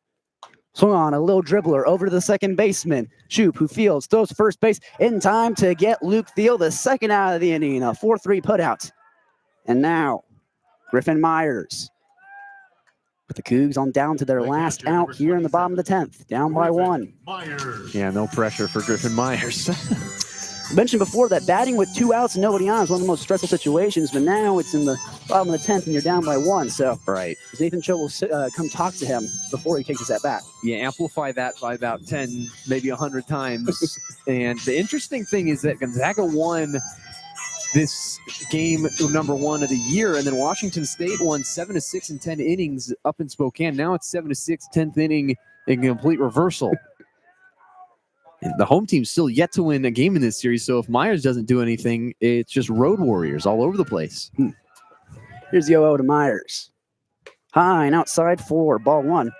And Brabeck gets behind early on Griffin Myers. He says, well, if the Cougs were to lose this game at home, then when they go to play Gonzaga at home, or at their ballpark, then you would reason that then the odds are in their favor to win that ball game. Absolutely. As the 1-0 gets in there for ball 2. Griffin Myers, the last hope for the Cougs here. They're down to their last out. 7-6 ball game. Gonzaga trying to slam the door. Here's 2-0. Swung on, foul, straight back. Is it going to hit off the roof of the press box? No, it hangs up, hits off the wire that connects the netting to the buildings here. That's impressive. What are the odds of that? I don't think you could do that any other time if you tried.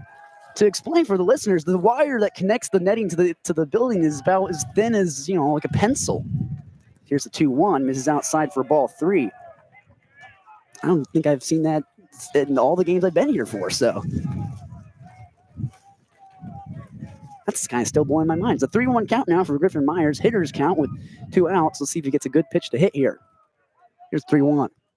Swung on, drilled into right field, drifting foul into the Bulldog dugout. One of the POs there tried to make a play on it, couldn't quite get his glove on it.